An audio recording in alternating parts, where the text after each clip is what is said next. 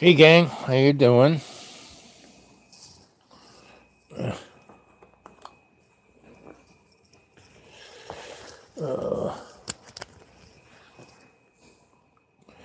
Yep, got to take care of all this stuff myself. 32 seconds in, and that was quite the interesting breakfast chat. I kind of fermented revolution. You know, almost every place you go, there is the war zone, right? And my favorite little diner blew out into that, and I go there at a certain time. I normally don't go on Sunday. That's church folk time. And usually I kind of go there during the workday, and I get there at 10 when there's nobody there, and so I can relax and the people don't get too upset, right? So this is my new, I'm going to wear this hat for all this year until it gets so stinky and hot I can't wear it anymore. But this is, I'm the ghost of Christmas Present, in Dickens of that. And if you haven't seen the movie, go see the old one, the old English one. Because the only two good ones are the first old English one, the first talkie, and the one with Bill Murray called Scrooge. And that was quite a good one. Basically, this is a sock, big sock to put on over the, so you could like put a car in, and it was on sale for 50 cents. I could not pass it up. I'm a hat guy, I just can't. And it looks so nice and fluffy and soft. And like I said, I'm wearing this every day, no matter where I go, Las Vegas, LA, until it gets too dirty and stinky or sweaty, I'm wearing it. Because this morning I was, again, at my favorite breakfast spot. And I didn't have my, ghost. I'm always well, no matter what. Even this morning, I incited a riot. I was in my diner, one of my diners I hang out that has good Wi-Fi and a strong phone signal. I get 5 bars there.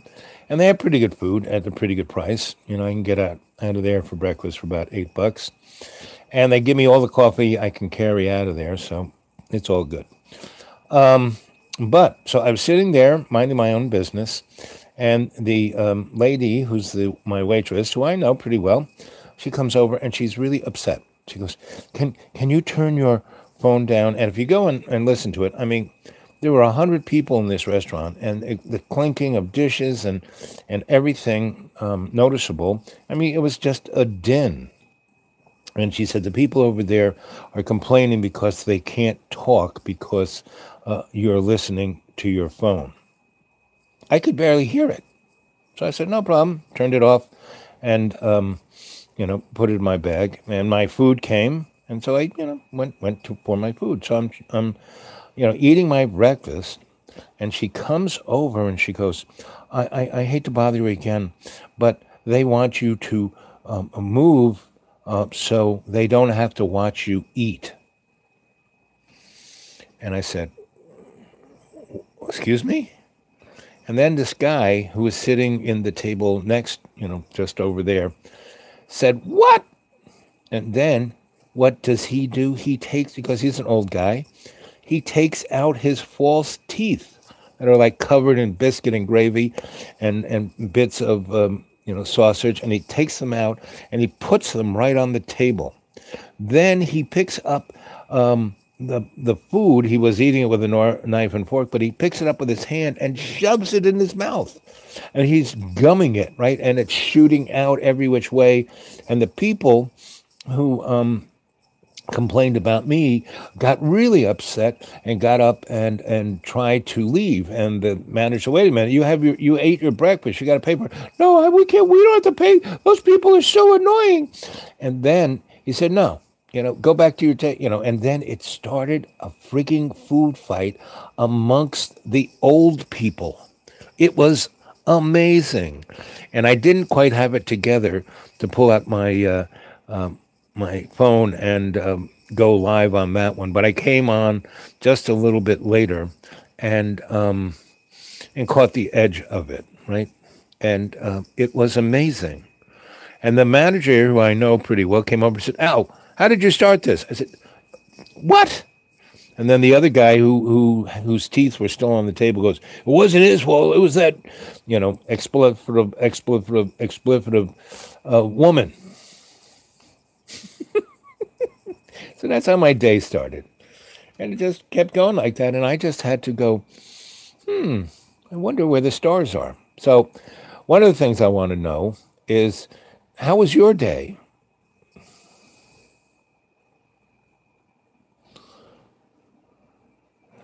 Exactly. That's what I was. I was just, and everybody was so tense, so upset, so, oh man, they were like, and I was just laughing, and then I wrote these things, right? No one can make you inferior without your console, unless you consult, unless you say, yeah, I want to be inferior, we are not educated, because I was watching all these people who think they were, this was Sunday, everybody was in their go-to-meeting clothes, and I was wearing the same clothes I've been wearing all week, my Carhartt overalls, my black shirt, and these purple glasses, right, and my beard. And I had a few little chunks of this and that in my beard, and they looked at, and those people who got upset, they didn't want me there. I was the other, right? And because I didn't go, ooh, because the poor lady, the poor waitress, she was scared. She didn't want to lose her job, or she is like one paycheck away from, being out, and she is, like my age. She's in her 60s, and she still has to work. She doesn't have the guts to just say, screw it, I'm going to live on $300. I don't know how, but I will, and I go off and do it. So it's that kind of time, and it's the new year, so it's a time, we make new, resolutions, and it's time to say no to this fear. Now, I mean, I watch all these, so I have this feed, people put things in my inbox, and I'm watching it, and it's, all this, new age claptrap about, end times, all this Christian claptrap about end times, all this political crap about end times, the UFO guys, the aliens are coming. No. Guys, it's been the same as it ever was. And the aliens aren't coming. They're already here. We are them. Jesus isn't coming back. He's always been here, because if he wasn't, we'd be toast already. Somebody is keeping us from being toast. And I've been watching a good deal of videos of George Carlin. And, when I talk about George Carlin, people go, yeah, that guy was, kind of just pretty negative about everything. But he could make me laugh. And I said, he wasn't negative. What George Carlin was a guy who wanted things to be a certain way. And he did what he was told. He was clean cut. He was, he was going on the path he was told to go on. And he got to a place where it wasn't working, and he said to himself, yeah, I can pay the bills, but it's not doing what I want it to be. And I can't be happy with my family this way. So he decided to, let his hair grow out, let his beard grow. And instead of going on Johnny Carson, he was going to go to coffee houses and to colleges. And he could make as good a living doing that, and he could be, the guy he wanted to be. He could be the artist, right? He could, step by step, actually change. And, it took him like 5 years to make that transition, but he did it consciously. He woke up. He took off the tie. He was no longer the hippy-dippy weatherman, right? So that's kind of where we're at, We can't be the hippy-dippy weatherman anymore, So, so how was your day,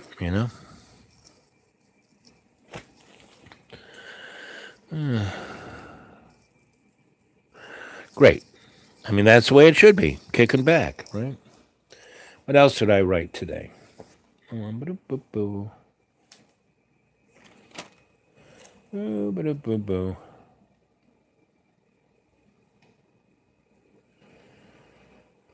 Unrevealing hidden dimensions. That's kind of where we're going with our Akashic record.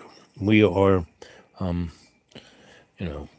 uncovering hidden dimensions.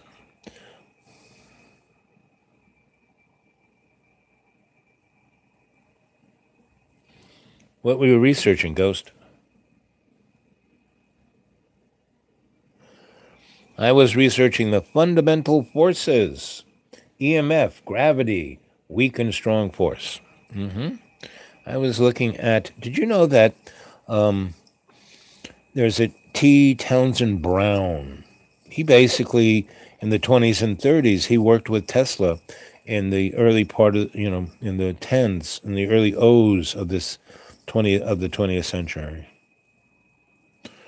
And, Tesla uncovered the mysteries of the universe, free electricity, dimensional travel, anti-gravity, the whole ball of wax in the 1870s. And before him, there were a group of people from Germany who came and went to California, right where, all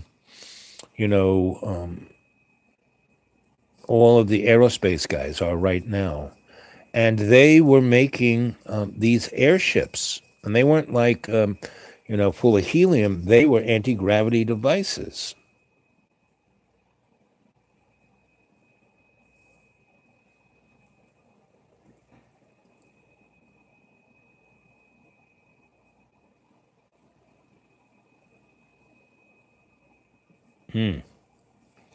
Okay, buddy. Dragging whatever it takes. And, this is going to be up there. So that's, the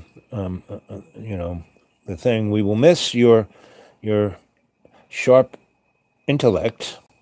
And like I said, I'm going to be talking about gravitational forces and time travel and torsion fields, torsion fields. And that's the key to free power, dimensional travel, space travel using, electrogravitics rather than chemicals. I mean, really, you can't get anywhere with chemicals, With electrogravitics and dimensional travel, you can go from your living room to Mars like that. Your living room to Alpha Centauri like that, right? And the powers that shouldn't be, and the sock puppets, and the ruling class of the hidden hand have had this access to this technology since the 1840s. You can bust clouds with your mind. No kidding, You can draw little bunnies up there if you want. Yep, me too. Practice it every summer. I mean, I really got good at it in Ireland. I mean, that's what Limerick lace is, It's when those old ladies hit the poteen and basically went and looked out the window, and they would crack a hole where the sun would come through and hit that tree right in front of the house, in front of the window, and make a lace pattern on the ground, and then they would knit it, Let's see, what else did I write here? Do, do, do, do, do.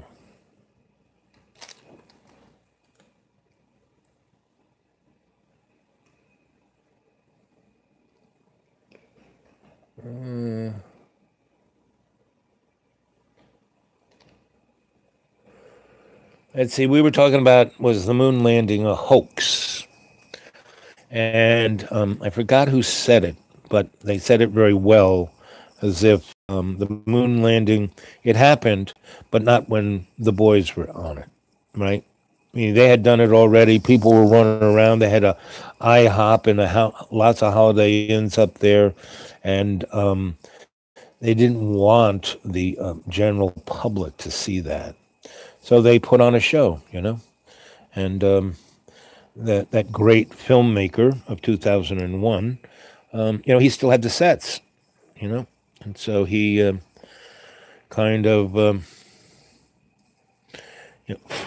did that. But you know, there were so many photographs, so many films, so many everything of all the other people who were up there. That's what they let go. They had the moon rocks, but not Neil and the boys, and that's why the Neil and the boys, they were the poster boys, right?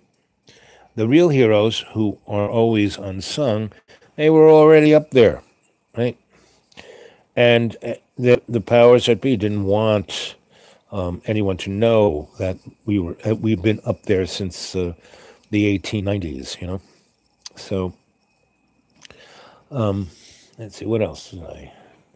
Hitchhiker's Guide to the Universe or Galaxy or wherever. Someone said that it was dated. Well, freaking yeah, it was like written in the 60s, but it a great example. I mean, no one, George Carlin is like the Da Vinci of comedy, right? He's dead. He's dead almost 8 years now. I mean, boy, I can't believe that. But you should read his books. Those were even better than his because when he went on stage, he was like Charles Dickens doing the Christmas Carol. He was acting out his written material, and he was more a writer. That's what he took most pride in, right? His writing. So go catch a hold of his books, like Brain Droppings and I Hate Most Human Beings, or that's not the name of it, but it's kind of like that. And another one, Jesus Bringing the Pork Chops. It's, brilliant stuff. And that's what we need to strive for, to be the artist. And if you go back and he had a really pretty good interview with Charlie Rose. I never liked Charlie Rose. He's such a jerk. I mean, before he came out and was the, whatever people accused him of, but he was just a jerk because he always had to be so smart. At least that guy on ABC, what's his name, who was a feat, he was definitely a snob. He's, he at least knew humility, right? Not Charlie Rose. But Charlie has, had a number of pretty good interviews. The best interview I've saw of George Carlin is this guy who does XM radio. And he interviewed George for the XM radio, but when he does these interviews, he videotapes them. And George was really on the spot, and he talked about the difference between an entertainer and an artist. And the entertainer just settles for mediocrity in keeping his audience, like, what's his name? Take My Wife, Please, Henny Youngman. I mean, he did that for 70 years, that same joke every time. It was enough to get him a paycheck, right? But George Carlin always stretched, moved forward, made something different, went out on the high wire without a net every time. And that's art. That's what art is. And that's what we're doing here, Dreamy Dreamland with Sensei Albob is an art form that isn't just me, it's all of you, right? It's the fact that we, as a cadre, are co-creating with love, right? And creating this dynamic. Ho, ho, ho, ho, right? I'll just keep bringing out the funny hats, right? So, anyway, what else did I write here? When we feel annoyed, look at the cause, for it always comes from ourselves. I mean, if you're annoyed at someone, it's because that someone is being a mirror to you and showing you for the person that you don't want to be, right? Or giving you the 411 as a friend, saying, buddy, you don't need to drag that anchor, and when people are the nicest to you when you are being the worst, that's when you really get upset. That's when anxiety, really high anxiety. The guy who did Young Frankenstein and Blazing Sound, Mel, what's his name? He did a movie called High Anxiety. You should go see that. It's like, he did that in the 60s, and and that guy, character he played, should be Donald Trump. Because talk about high anxiety. I pity Donnie, I mean, I don't think he's a terrible person or miserable or any of those things. What he is the poor little sad child. He is like Scrooge. Why is Scrooge the way he was before the ghost came to visit? It's because his heart was broken a number of times. And what he thought would protect him from being heartbroken was, enough money, security. If you give up everything for security, well, if you give up your freedom for security, you'll neither have freedom or security, right? And so you can't be scared to be who you are, You can't be scared, to wear this hat at the supermarket, Because 98% of everyone will just laugh and pat you on the back for saying, thanks for making me feel better, right? Well, he's doing better, right? But the better that needs to be is him to step out, He's, at this moment, he's not, anxious, and we're talking, but if he does the same thing, like anyone else, like Donald Trump has done the same thing over and over and over again for his whole friggin' life, from childhood on. If you go back and look at, a picture is worth 1,000 words. Go look at him when he's 2 years old, standing with his family. Go look at him when he's 10 years old, standing with his family. Go look at him, when he's in high school, when he's at that military school, and everyone's, like, blow it out your ass. His whole life, Donnie Chump has been bailed out by Daddy. The 200 and something $million that Daddy gave him. No, it's more like $500 million. And the real skank thing about it was that Donnie's dad was money laundering billions in the 40s and 50s from the Nazis and et al. Of the Hidden Hand. And that's why, he was one of the biggest developers. He was the biggest developer in Long Island and Queens, right? And he had, the mob connections, He had all of the connections. And it wasn't like the mafiosa, like the Cosa Nostra, not that mob. He had the, Khazarian mafia, really old mafia, Nazi mafia, right? Aryan mafia, And that's where Donnie comes from. Donnie doesn't even know who he is. You look at him, and all he is ego and nihilism. He still thinks he's on the set of The Apprentice, right? And his two sons, Heckle and Jekyll, please, and I won't even go about his daughter and Jared. Hi, I'm Jared. It was, whoa, this is like, why do you think they're where they are? They were put there to be torpedoed. The powers that shouldn't be put him there. The hidden hand put him there.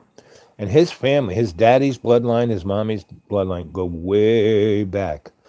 And they are like reptilians. And poor Donnie, he isn't good enough to be that. But he's good enough. He's not good enough to be a Trump, but he's good enough to be a chump. So, yet, he is like the everyman, Now, John, his heart is good. His talent is true. But because of what he's been dragging that anchor for the last 40 years, man, you can't undo that in an afternoon or 2 years, right? And you have to. If he had his course in a different way 2 years ago when we first were together, he could have changed. He's changed a lot for the good, right? But because he's still dragging his anchor, he's still going on the same path over and over and over and over, instead of, cutting out new territories. And that's what a real artist does, cuts out new territories without any kind of, thought or care for being famous or rich. Those things come with the territory, You look at everyone who was famous and rich. There's two types. People who were already rich, meaning daddy already had the money, so they didn't have to worry about paying the rent. Then there were people who were poor and came from working class situation, and the only way they were going to get out is with their dream, and they were not going to stop. They weren't going to give up. They were going to keep pursuing it, but they realized they couldn't do the same old same. They couldn't just go and play the guitar like the guy who was up on the stage before them. They had to find something new. Jerry Lee Lewis, I like him better than Elvis, because Elvis was just, he was probably a reincarnated black guy, but he was still a white guy, and, he had issues of being a white guy, even though he could masquerade as a white black guy. Well, Jerry Lee Lewis was just straight up, what he was, and all of the greats they just couldn't help themselves.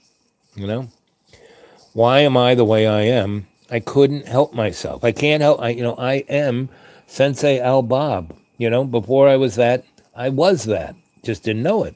Didn't have enough teachers saying, "Hey, you got to, go that way."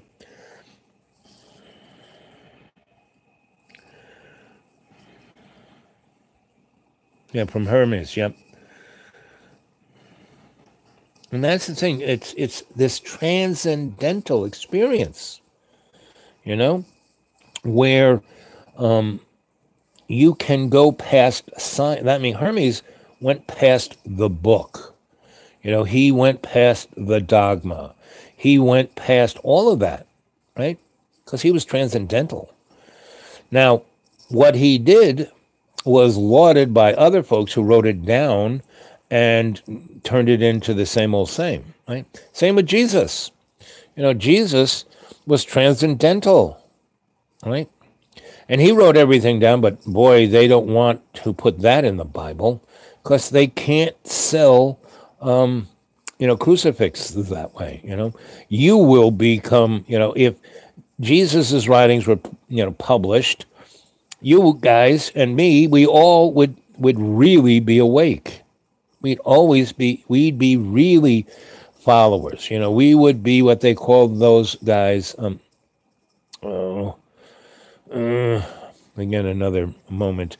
And when you translate the word from Sumerian that they called all of his guys, and it'll pop into my mind, it translates to love's terrorist, right? And so, that's Hermes, And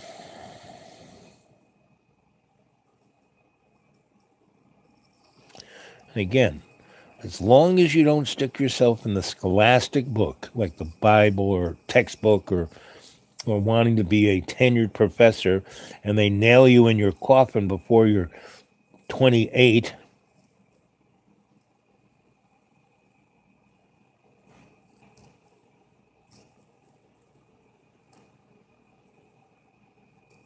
Yes, about aesthetic transformation. It's all about the aesthetic. And not like, oh, I'm looking good. No, the aesthetic. Go look up, take it as far back as you can take aesthetics. And what does it mean? It's not looking good. It's feeling good. And it's not feeling good because you're doing drugs or overdoing, overeating, oversexing, over anything. No, it is because aesthetics are transcendental. When you read Thoreau, why does Thoreau touch our hearts? Why does poetry touch our heart? Because they are putting words in a transcendental aesthetic. And we resonate when we read those words, when we speak those words.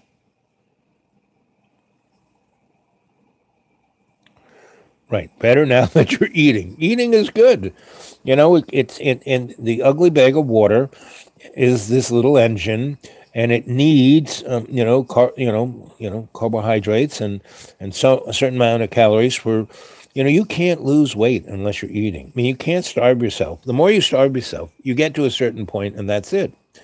You have to eat, and see, not everyone's the same. Again, if you want to be anything, look like anything, act like anything, do anything, you have to have that transcendental aesthetic.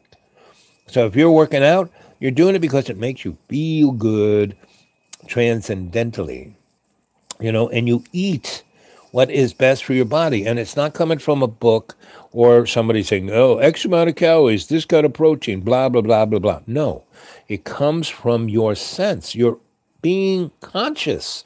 You're conscious. You cannot have aesthetic, transcendental aesthetics without being conscious. And that comes from, co-creating with love. And that's where Hermes was. But, the guys who wrote a story, turned it into a comic book. Intuitive eating. I like that. Exactly. That's kind of what I do. Meaning I only eat when I'm hungry. I kind of eat what I want. I kind of know what my body really wants, which is like vegetables and sprouts and tofu. But if I want that cheeseburger, not a problem. If I want that hot dog, not a problem. I want that cupcake, not a problem. But I don't eat 20 of them a day. I don't eat, if I have that one right now, my intuitive eating is, so I bought, because it was, I buy things that are on sale. I bought this very nice chocolate pound cake with very nice chocolate icing on top of it. And I bought it 2 weeks ago. I have had 2 slices. 2. And either they put in some really wild synthetic chemicals, or my little esoteric energy is keeping it fresh, because it's still friggin' fresh. It's not, hasn't turned still. Has a nice container, plastic, poop, it seals it tight. But did I eat it all in one shot? No. In the last 2 weeks, I've had 2 slices. And not gigantic slices, but 2 nice little slices that I put yogurt on. And it took me a nice 15, 20 minutes to eat that slice, because every little spoonful, I'm and then and then it kind of hit some synaptic something, and I had my little book next to me, and I wrote it down. And that's, intuitive eating.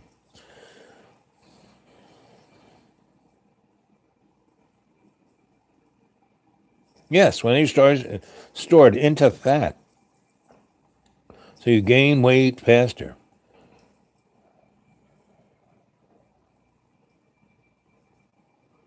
Yes, turning the request for bread into the request of wisdom. And then when you eat that nice little spoonful of chocolate, a cake, you get wisdom from it.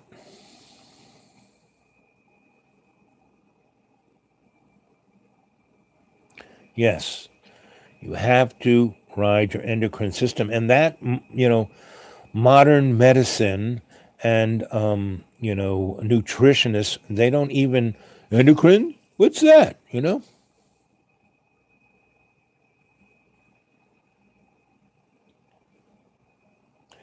Well, the other thing is, back in the day when I was, Mr. Healer, when I worked at the VA, when I was being sent to all these great healing teachers through my boss, the colonel, and I had about a 6 year period of being Mr. Healer. And after this third year, they disbanded. Our crew was so amazing, so successful. It put the rest, and we were the lowest budgeted VA hospital, is Fort Hamilton in Brooklyn, and we were healing more people than half of the VA put together because we were doing it shamanically, energetically, and with love. And because the only way people can get well is if they want to get well, right? Only way you can get off of drugs is if you want to be, conscious. So we did that, and then they broke us up. And I was supposed to be, you know, at it for 6 years, and they sent me to school for 3 of those 6. And yes, I was working pretty much a good part of that time. But once they broke us up, they said to me, buddy, you can go now. You've taken. So I got another 3 years. No, no, no. Go on and do what you want. So I had a pretty good. I had studied with so many great healers in New York and all over the United States and Europe that I had a pretty good street cred. So I opened my own little practice up in. I was still working for Grandpa Stoll, and I was still doing jobs. But I wasn't like 9 to 5 guy. I'd get a project. He'd send me off and do something like a building or something, and that way I could do it at my own little pace, and that was great. And so I rewired a building that was Edison's first power plant on Pearl Street. It was his, if you go look up on Google or YouTube, Thomas Alva Edison's first commercial power plant on Pearl Street, you'll see it. And so, so that's what that building was built for. So it was pretty, concrete, steel, heavy wood beams. And it was still, middle, just after the Civil War, so it still had that architectural thing. And it was, Pearl Street runs into Wall Street. So it had that Dutch look from the old days. And anyway, so, I went in there, I put in a whole big service, a 3,000 amp, 3-phase. Ground floor was OTB, right? And off-track betting just started, and this was like right down the street from the New York Stock Exchange. That's the biggest gambling arena there is. So they knew their clientele, and so that one space paid the rent 40 times over for that building, right? The next floor, second floor, was this guy called High, and he sold marijuana, right? And then there was another guy on the third floor. He sold cocaine, and another guy on the fourth floor who sold heroin. And I was on the fifth, sixth floor. It was the top floor. It was like 2 floors. And the stairs were like, concrete and steel. And, I had to go all the way. And it was like, the bell tower, because they had this big, back in Edison's, a big steam engine in the basement. And they had these big leather belts going all the way up to the roof. And they had these gigantic flywheels up there. And they had takeoffs and more belts going down to generators. So they didn't have one gigantic generator. They had all these little generators for different neighborhoods, right? So, if one of them blew up, they didn't lose juice for the other one. So anyway, so that's where I was, right? And so I did that, fixed it up, did all that, and that top two floors were all open, and they had these platforms where the big wheels were, where guys would be oilers oiling the gear. So all of those floors, big oak floors, were covered in hundreds of years of oil, of like not, bunker oil or oil in your engine, but oil to lubricate. So it's kind of like Vaseline almost. And so when I moved in there, it was like, yeah, that's why they said, hey, you can have this free of charge, just fix some things. So I basically I had a buddy of mine who is a painter, and he made his living spray painting. And he was really the best. That was Gary Blue.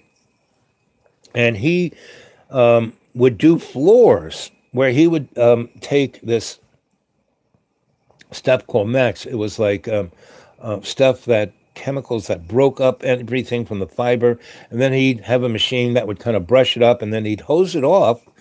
And he wouldn't sand unless these people were nuts. And then he would just cover it in polyurethane, coat after coat after coat, until it was like, quarter inch, half inch thick, and really hard as nails. And it was, flat as flat and shiny as shiny. And this interesting floor was underneath it. So instead of trying to get rid of the grease, we just covered it in layer after layer after layer of polyurethane. Everything, the walls, the ceilings, the beams, the platforms, everything. And there were these wooden staircases, these oval, it was like an MC Etcher. It was exactly like MC Etcher, those platforms with staircases going in every which way. It was like that. And so I had one platform for my bed. There was one over where there was bathrooms there, and they had a drain and water. And we, made, tiled it and made a really nice bathroom, big, beautiful. And the water line coming up to this floor was 2 inches, had water pressure like a fire hose. And so I found this thing at the New York Athletic Club, and they were redoing something that I helped redo, and they ripped out the plumbing, and what they had there was they actually had like the fire nozzle attached to the wall, and you could adjust it up and down in this way and that way and angles, and you turn it on, get it where you wanted it, turn the water on like the fire hose, and you could adjust the temperature, really hot, really cold, somewhere in between. And then you'd go over to the wall where the water's coming, and you would ease yourself in, and it would like massage you like you couldn't believe. So I had that in that place. I had 3 or 4 wooden barrels. Back in the day, if you had sprinklers, the New York City water system couldn't pump the water from the street into those sprinklers. So they had big tanks, like 20,000-gallon tanks on the roof. And they had electric motors in the basement pumping it up. And it was like a toilet tank, right? And so they'd have 20,000 gallons up there. So if the sprinklers went off, they'd have 20,000 gallons. Then they got what are known as standpipes, which are like that thing on the street that the fire truck hooks up to and pumps real heavy pressure water up through that pipe and then blows it through the fire, the sprinklers. So anyway, that's what I had. And I had a beautiful kitchen, stainless. I ripped it out of another, restaurant that they were redoing everything, and they were going to just throw the frigging stainless steel sinks and counters and bain-maries. They had a really beautiful garland, 12-burner Garland stove. So it was 25 years old. Big deal. It had 3 beautiful ovens that I could bake in, and you could really control. It made amazing pizzas. And they had this other thing, what do they call it? The Garland, or it was like the pizza oven above the oven. Anyway, and I had this great platform that I had this gigantic bed, and it had windows, and one window looked out down, into the East River where the Hudson came, and there's the Statue of Liberty. I looked down into Battery Park. I looked up, the other window looked up town, up Pearl, up to where the New York Stock Exchange, and it was wide enough. There were two lots. Now they have big, gigantic bank buildings, 60 stories high. But when I was there, there were just guys who parked their car there. And this, was truly an amazing space. And I had redone a dentist office, and this I traded having him put bridges in my mouth, and I should have never done that because it destroyed my mouth. And he got, he wanted me to turn his dental office into a disco, right? And that was the trade. I turned his operating place into a disco. And he was like Steve Martin in Little Shop of Horrors. That was where I got my nitrous oxide. I didn't go for any of his other drugs. He did every other drug. That's why he became a dentist.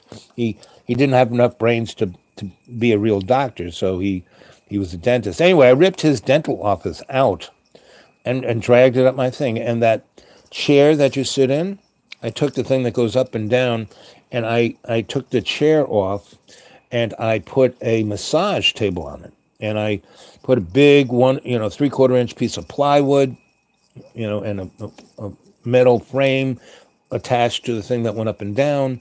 And then I built and it was really wide. It was the size of a double bed, that kids get, about 46 inches wide and about 7 feet long. And then I covered it in Italian leather. And I put you on that sucker, and I had a mat. So I had, because I was playing with lots of foams to make anaconda rooms, meaning cut out shapes of frequencies in this really dense foam and then glued to the ceiling, and it would absorb every sound. So you could have, I made a lot of money, not a lot, but for each sensory deprivation tank I built, I get 30 grand. That's pretty good. I didn't build, a zillion of them. I didn't put them on the assembly line, but I built quite a few, So I had all of these materials, and down, I had my electric shop, my physics shop, my this shop, my that shop, my alchemical shop, my healing herb shop, every shop I had, and I was growing this and growing that, and it was like truly an amazing. When people would come in, they were like, oh.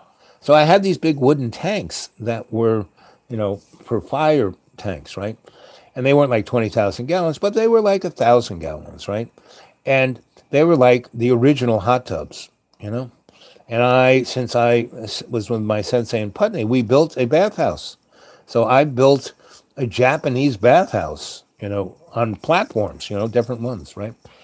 And this one hospital that I ripped apart because they were turning one part of the hospital into CAT scan. They were getting CAT scans, right? So I was wiring those. I really got into X-ray. Anyway, so, and that's a whole nother story. So I had a lot of technology from that scene. And one of the things I ripped out of those hospitals, and all the stuff I took, people were just going to throw into a dumpster. And I said, can I have that? Sure, take it away. Get it out of here. More for us to put in the dumpster. And I got 2 of these. I don't know if you ever seen them, but they are athletic and physical therapist jacuzzis. And you don't lie down, you kind of sit in them. And they have like a almost Evinrude outboard motor there that really, it's like unbelievable. And you can control the swirl and what specific part of the body is going to hit. And they're stainless steel. And you can put warm water in them, hot water in them, or ice or cold water. And I had 2 of them. And I had a cold one and a hot one. So, yeah, I know. Against the law to dumpster dive. What's really upsetting is that, I'm a homeless guy. So, I used to have restaurants in New York that I got all the food that I would cook and then sell out of dumpsters because I was like just on Spring Street, just down the road from 16th Street where the meat packing district was, right? And Chambers Street and Duane were where the egg, butter, and cheese, right? And they would throw out these 40-pound wheels of cheese, Munster, and, just every kind of cheese because it had a little mold on it. Yeah, it looked pretty funky, but if you cut all that crap off, you'd still have 15, 20 pounds of pretty good cheese. But, that cheese distributor didn't want to cut it up because that wasn't his job. He was there just to sell the wheel to Kroger's, or A&P. And then they would slice it up. But so they would just throw that stuff away. And I knew what days they were throwing it away. I would just take it. And they would have these amazing chunks of butter, the most yummy butter. And when it was rotting, it was even better. So, for a number of years, I had lots of different restaurants, not, registered. I did not, I call them, they were in abandoned buildings. They were in neighborhoods, there was nobody there, no food, no nothing. No one could eat, but there were people there. So I, started restaurants so people could eat. And I would trade whatever they had to trade, not a problem, So...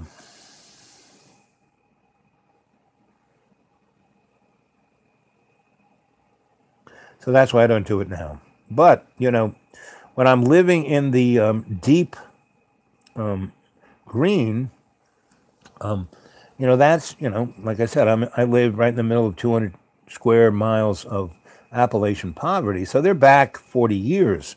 So the general store and all those guys. So I tell them, hey, whatever you're going to throw out, put it in a box. I'll take it that day. So, anyway. But because there, nobody cares. It's just Appalachian poor people, meaning that's why there is no internet. That's why there is no cell towers. That's why there is no radio or TV signal, because they're sawtooth mountains. The waves get absorbed. They're not lumpy mountains where they can roll over it or bounce over it. And that's why I live there, because the water is the purest you're ever going to drink. The air is the purest you're ever going to see. There are no lights. The closest big box store is 30 miles away. That's why the rich don't want to live there. They're not close to Walmarts or the mall.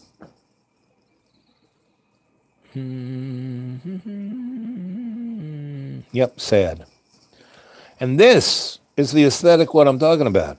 This is what we, the cadre, need to press upon the Homo sapiens sapien, who are really, George Carlin basically said, he couldn't give a frack about those, and he would say, oh, forget about saving the planet. The planet's going to be fine. It's the human race that's going bye-bye because we have this version of us has really only been here 6,000 years. Now, our genetic, thing has been here a good million years, but we have, screwed the pooch a number of times and thrown ourselves into dark ages than whatever Christian can imagine. Killed my television a long time ago. Yeah, I threw mine out a 6-story window in 1984 as a performance art piece. Put a long RF cable on it and a long extension cord and had cameras in different areas, one slow motion cameras. And I basically put pornography on the tube because that's what television is, pornography. And it was like tumbling.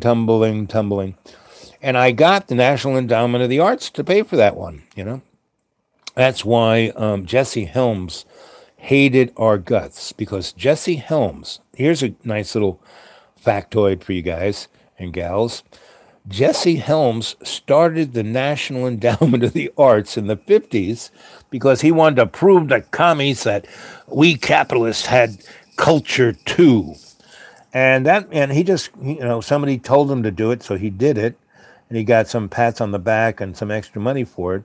But the money went to like the opera and the ballet and crap like that. Didn't go to art. It went to rich people's stuff, right?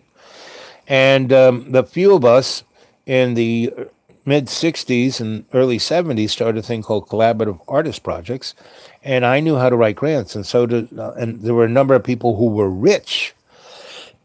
And in the arts, you're either driven and you are an artist, or your daddy was rich and had connections. It's one or the other, you know?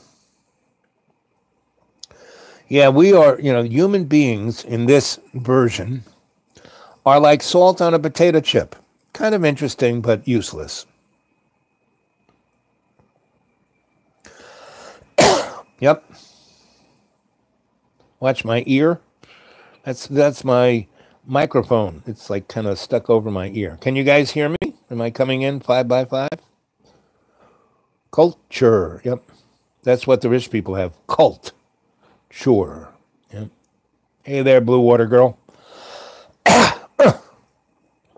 Boy. Person. I mean, I have no idea what gender any of you guys are, And I'm always amazed when you tell me, And I don't even know what species you are, or what planet you come from. So, whatever. It's all I care about is that you are all my relations, and I love you all. And that's my new earring. Don't you like it? Yes. Oh, let's see. I have to turn that heater off. It's drying me out. Oh, hold on there. Watch the pretty swirly whites. Oy, oy, oy. I get a bottle of water. And what else am I going to get? Vitamin C. Okay. Vitamin C.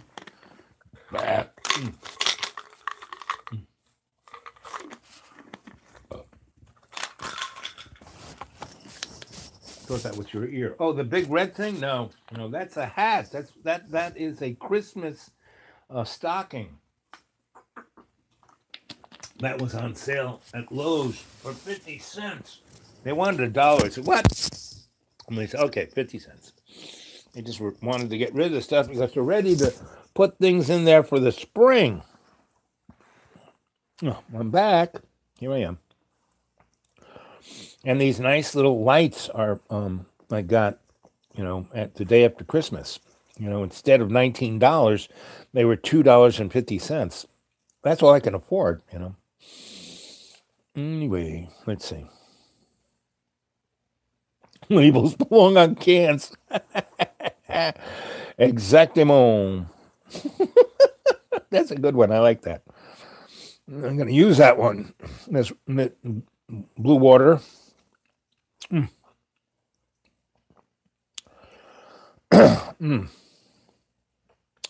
Anyway, where was I? Oh, yes. Back to Pearl Street. So I had this great space. It was great for parties.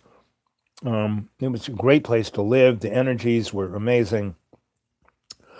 And so, ground floor, off-track betting. Second floor, marijuana, cocaine, heroin. So I know all those people. And they would come to my parties, and they liked that because the customers would saunter down to their lofts.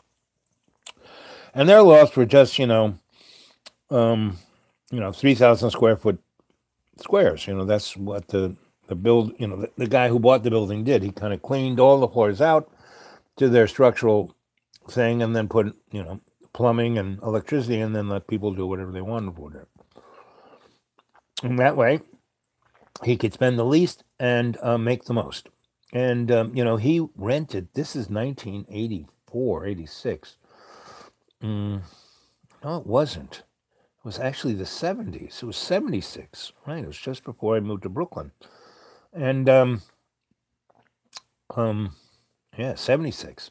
He rented those floors for $5,000 a piece to, the bankers and the lawyers, and they turned it into their little hedonist palace. Anyway, long story short, before those guys really got in it, these other guys, the marijuana, cocaine, and heroin guy, had it, and they just had,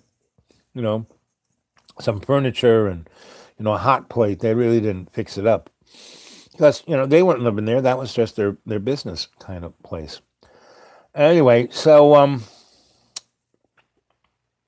I was walking up the stairs one day, and there's a guy in a Brooks Brothers suit and really expensive Italian shoes. And, I took his pulse and he was dead, you know. But, I then laid him out, carried him up to the next platform, laid him out, and did cranial sacral on him. And he wasn't all dead, right? So I knew a lot about dead and almost dead. So I kind of put him on the fireman's carry, and I brought him up.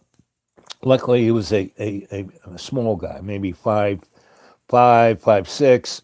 He wasn't heavy. He's doing so much cocaine and heroin that he really wasn't a heavy guy. And got him up there. And first I put him on my table. First I took his clothes off, put him on the table, and did cranial sacral on him. So I got all of his pulses, all the different systems in his body, his lymphatic system, his every other system, moving and churning and moving and churning. And then his heart started moving in a way that seemed like he was going to stay alive.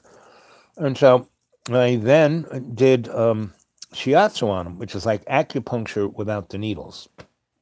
Because I learned acupuncture, and I realized that acupuncture was too subtle. You had to be Chinese. Anytime I see a white boy or white girl, I'm an acupuncturist, I know they're just full of it because, they got a book. It says what place to put that needle, but how you put the needle in, how you maneuver it. And back in the day when I was taught how to do it, you didn't buy Moxie from, the wholesaler. You made your own individually for everybody.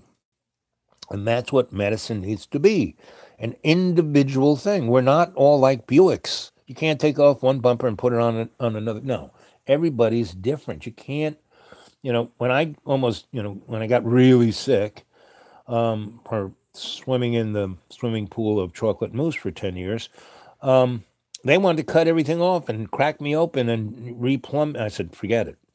And I went, and I was very lucky to have a really good lawyer next to me. You shouldn't go into a hospital without a really good lawyer. Luckily, I was working for him, and he wanted me alive to finish my project for him. So, and he knew, I said, you must know some alternative medical. I said, oh, yeah, I got, and so talked to them. They knew other people. I needed a colonic. I needed this. That's what saved my life. So I didn't give this guy a colonic, but I pretty much did everything else, right?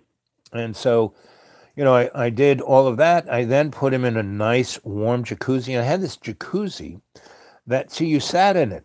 You didn't lie down. So you couldn't really drown yourself, So I put him in that, and I, went over to my writing table and looked out the window and meditated and smoked a little pipe full and kind of said some prayers for him and lit candles and incense, and then went back and, pulled him out of that, put him back on the table, worked on him a little bit more. Then I put him into the ice bath, right? And then I took him out of that. And all the time, I constantly took his cranial sacral pulses, and I could adjust everything to the point. And then I put him there and gave him another massage. And then I, covered him in sacred oils and other herbs. I kind of, when they put rub on pork chops, I kind of did that to him with herbs.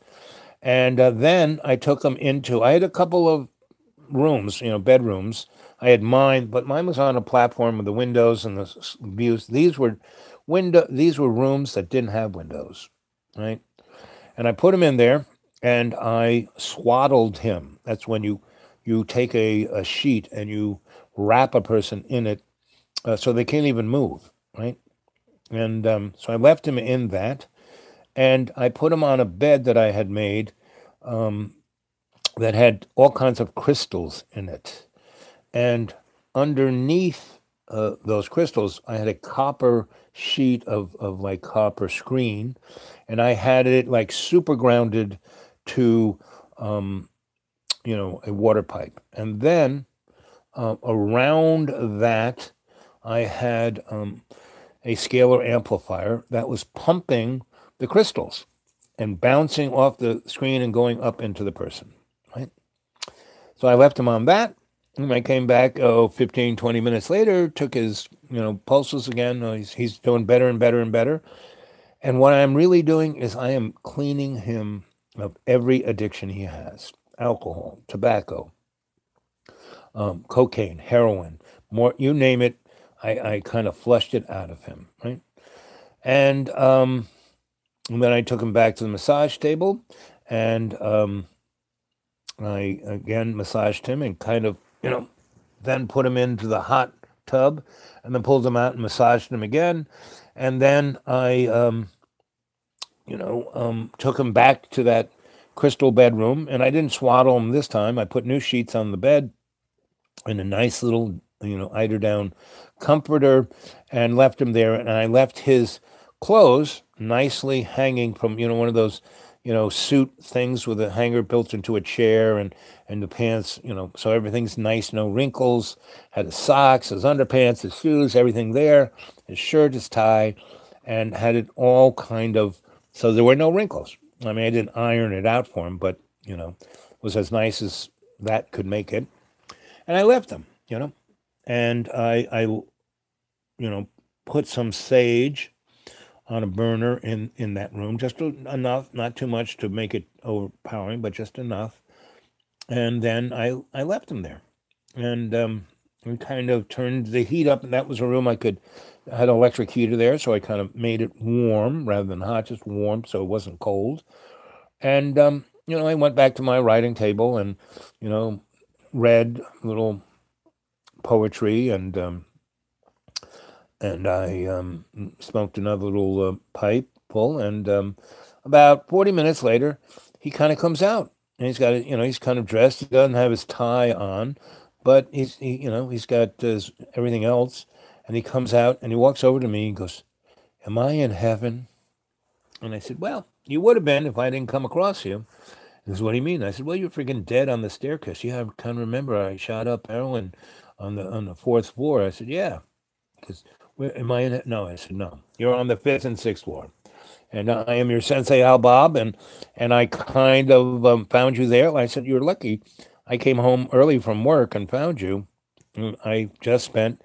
And he looks at his watch. "It's been 6 hours." I said, "Yeah, it took me about that much to bring you to this point." I said, "You are no longer addicted to anything chemically, and emotionally, I have fixed a good portion of that too." He goes, "I feel like I'm a new man." "You are a new man. Now the choice is, what are you going to do with that?" And he goes, "Well, I'm going to be a new man." I said, "Good. Are you married?" "Yes." I said, "You love your wife?" "Well, I used to." I said, "Well, now go back and really love her." "How about your kids?" "Oh, they're, no." "How old are they?" "Oh, 14 and 9. "Okay. No longer give them stuff. Give them memories." And he says, "Can I come back?" I said, "Sure, you can come back. Here's my card. Here's my phone number. Make sure that I'm going to be around, because your office is probably just down the street, right?" So he goes, "Well, what do I owe you for this?" And I go, "I can't charge you anything, but you can leave me a gratuity."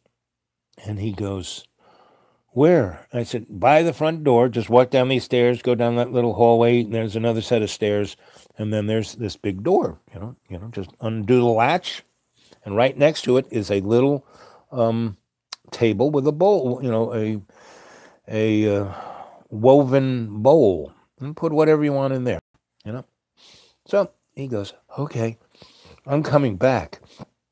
He goes, What day do you have open?" And it was like a Tuesday. I said, "I don't know. What day you want?" He goes, "How about tomorrow?" I said, "No problem." I go, "What time?" He goes, "How about 10 in the morning and 4 in the afternoon?" I said, "No problem." So I, go back to reading poetry. He goes down, and when we were talking, I had a nice little pot of tea, hyssop and tangerine and licorice, and because I muscle test him for what would be the best for him, and it brightened his eyes and put a pep in his step, and he went downstairs, and so I did my thing. I made myself a little meal. I listened to a little music. I read a little book. It was getting dark. I went to bed. Next day, there was a really good diner just across the street from where I was, right? Wall Street Diner. and it was really good. And I ate there, I had breakfast there every single friggin' day. And they would open. They actually kind of stayed open because they were a bakery, so I could go over there anytime I wanted to get something to eat. But they kind of opened up to the general public, um, like 6 a.m. So woke up, um, went over there, had breakfast, and as I went down, there in the little bowl, I go, oh, the guy left me some money. I pick it up, 5 Benjamins. I didn't ask for 500 bucks, but he gave me either what he had or what it was, and that was, the gratuity, right? The tip to ensure proper service. So, I had my little breakfast. I got the newspaper, Wall Street Journal, New York Times, the the Herald Tribune was no longer published in the United States, but was published in Europe, and in this Wall Street newspaper, they had every journal you could imagine at this newsstand, and I would get those three: New York Times, Wall Street Journal, and the Herald Tribune World, and it was a great newspaper. So went up, started to read, knock, knock, knock, knock, and there he is. And I give him a whole nother treatment, right? And then he comes back at 4. And he's given me that morning another 500 bucks. And then that afternoon, another 500 bucks, So I have just made $1,500 in less than 48 hours, right? And then I said, okay, that's great. You can't come back except for once a week. That's it. So he goes, that's, like Wednesday. So Monday. He goes, okay. And I said, you have to work now, between now and then, to not go into bad habits. Well, how do I do that? And that's when I showed him, okay, sit in this chair, close your eyes, now breathe 20%, right? And boy, this guy was so wanting to have a different life. He did not put it off, right? So he really, bang, he got it. He got into state, not a problem. And I showed him his Akashic record and everything that I've been showing you guys. And so, he went on his way. And the next day, knock, knock, knock, and I go there, and it's Bob sent me. He told me that what you did. And I said, yeah. He says, well, I'm addicted to everything, and I have a terrible life, and he had a handful of money. He goes, what's it cost? I said, whatever you want to give. There's the bowl. And he just took every, $1,000. Bang, right? Said, come on up. I sat him, gave him a cup of tea because he was conscious, and I talked, took little notes on who and what he was and what he was doing, and da da da da. And then I showed him how to meditate. Breathe deep, 20%, da da da. And he had a little harder time, but I just wanted him to get the idea of it. I said, so you got the idea of this, right? Okay, we're going to do it for about 10 minutes, and I'm just going to do this little guided meditation with you. And what it's going to do is to prepare your psyche for the physical therapy I'm going to do for you. And he goes, oh, that makes sense. So we do that, and then we go up to the massage table, and, I have him take his suit off. He's down to his skivvies and his socks, and I have a very nice carpet on that floor. So it's not on the wood or the polyurethane. It's a nice wool rug. And so, he's standing there, and I muscle test him, and I take little, I have these like little, because at this time I was teaching at the Swedish Institute on 10th Street. So I went through all of their stuff, meaning whatever toys or papers or books or processes. So they had these great little mimeographed images of the human body that you could take notes on, right? All around it, right? And they had one, and I took that and I took it to my Chinese medicine teacher and had him take that same thing and write all the acupuncture spots that I worked with, and he wrote down, what the herbs, what the this, what the that was, and then I took it to all my 6 different medical teachers. I didn't get to go to Putney and talk to my sensei, but all the ones that were in New York, I had, and I built a whole protocol, right? When I was teaching at the Swedish Institute, because they were teaching Swedish massage, and they wanted a guy who was the alternative massage medicine guy, and that was me. And because they had nobody else, and I started going around there in 1973, and so this is 1976, about you know 3 years later. Anyway, so and was, I was the dude, and I never rained on anyone else's parade. I wasn't like, oh, I'm the blah, blah, blah, blah. I just did my thing, right? And the one thing I really liked doing was, so they had 20 or so different teachers, and I would work on them, and I would have them work on me.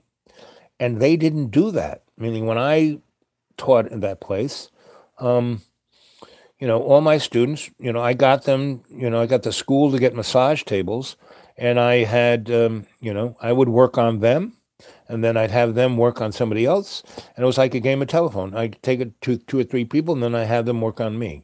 And I'd say, that works, this doesn't, you didn't do that, da da da. And that's how I taught massage. So I had a real good street cred, right? And what was beautiful in that time, there was no licensing whatsoever.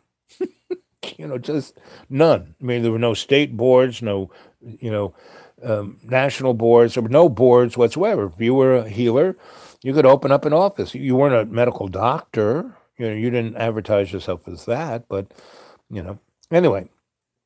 So, within 3 weeks, I had 5 guys there laying between $500 and $1,500 a week on me. Right? Now, I didn't say, oh, that's going to cost $19.95. Whatever you want to give. Whatever you find this as a value to you, why don't you, just put it in a little basket down there. And of course, I took half of that and gave it to, because there were lots of homeless people and bums all around there, begging off the rich guys. And, I would go and lay down Benjamins on lots of people who I knew, not just, and any old, bum, I would give him $10. I had a roll in my pocket to give away, right? And I had a friend who ran the first women's shelter.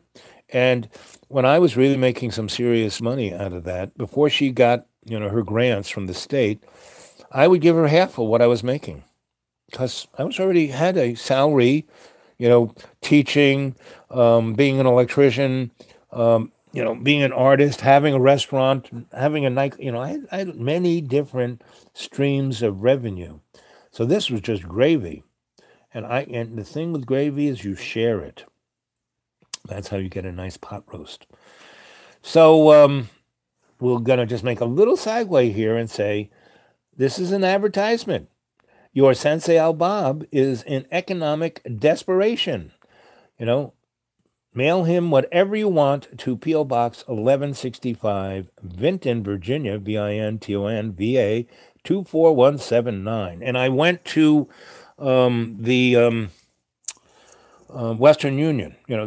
All the supermarkets around here have Western Union. Kroger's, Food Lion. So if you go down to your Western Union guy and say, hey, I want to send this to Roanoke, Virginia for ADMARTINO.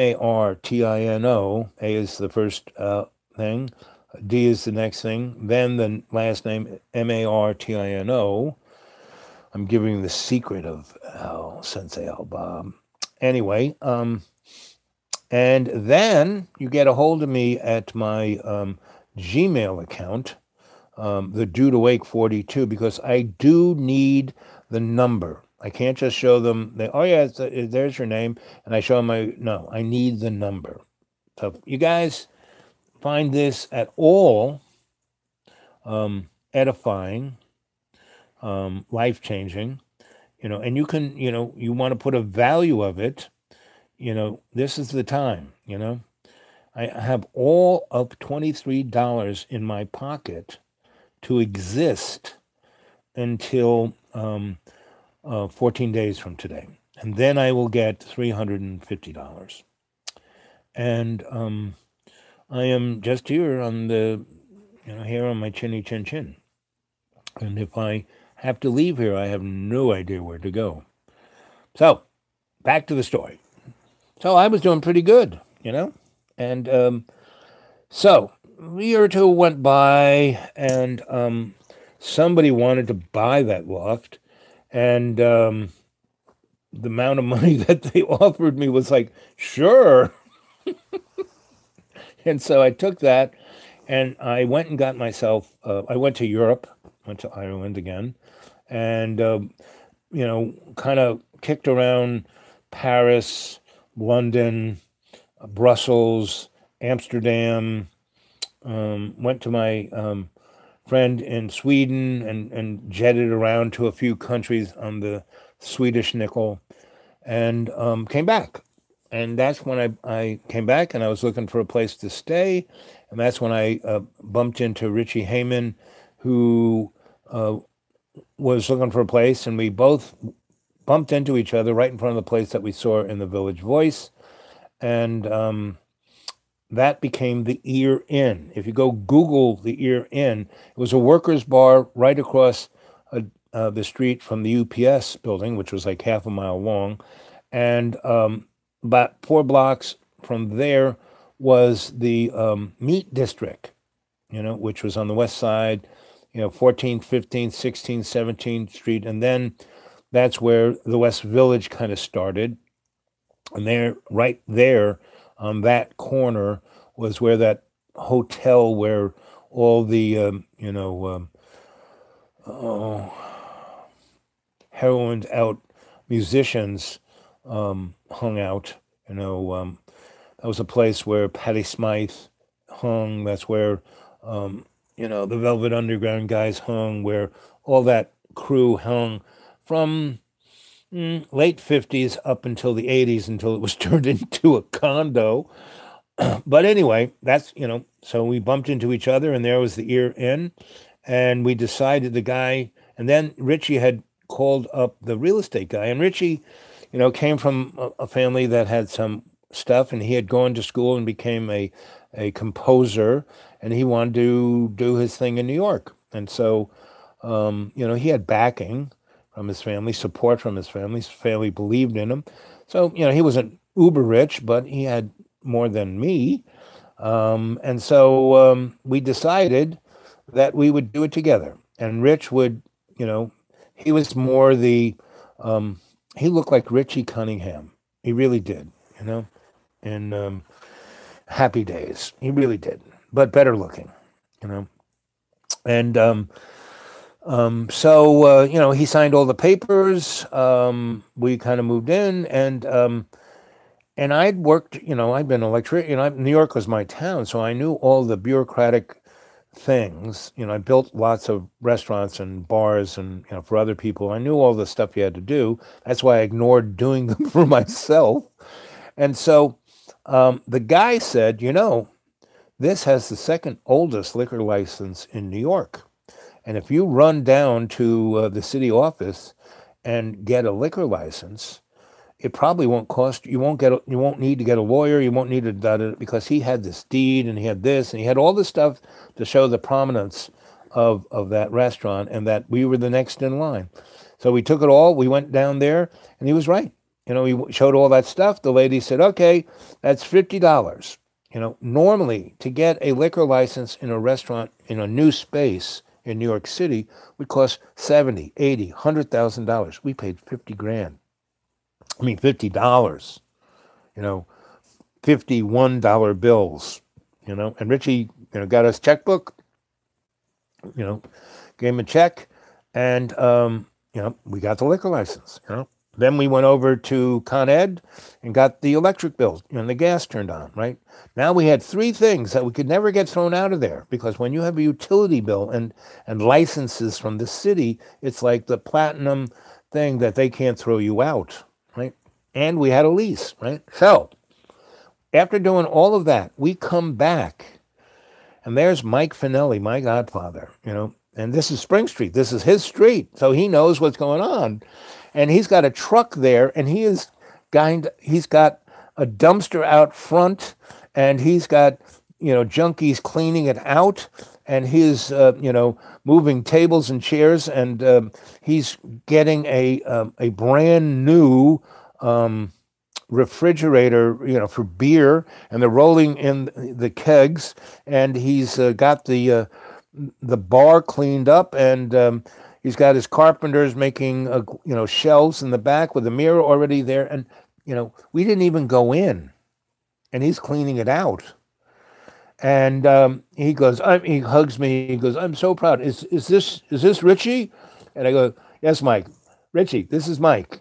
A very important person. He's my godfather." He goes, "He's your godfather? How come he does nothing?" Well, it's a different thing, but he's my godfather.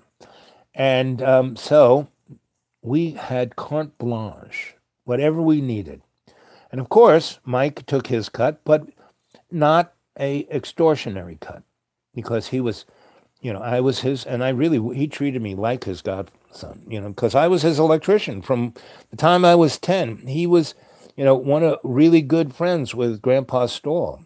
So, I mean, all of Mike's buildings I took care of electrically, all his restaurants I took care, and that's where I learned on what you needed in a restaurant and what you needed to do in New York to be success. Anyway, and so he kind of cleaned out the front part, not the kitchen, because all he was interested in selling alcohol. That's all, And so he goes, "When you guys are doing other stuff, I'll help you out with that. But, Al knows what to do." So he took the dumpster with him, right? And pretty much the stuff he took out was stuff he could make money on, like copper pipe and lead pipe and all those kind of things, right? So, and he replaced everything with PVC, which is like not really code. I don't even think it's code now. But anyway, and he left us, the junkies, to do the backbreaking wall. The back wall of the dining room was totally gone. And there was a big lot behind, so we just pushed all the crap into the lot behind the open door. And it was so much crap, and we also went upstairs, and the same thing. We pushed all the crap out, and that's what we really got that place for, was the apartment upstairs to live in.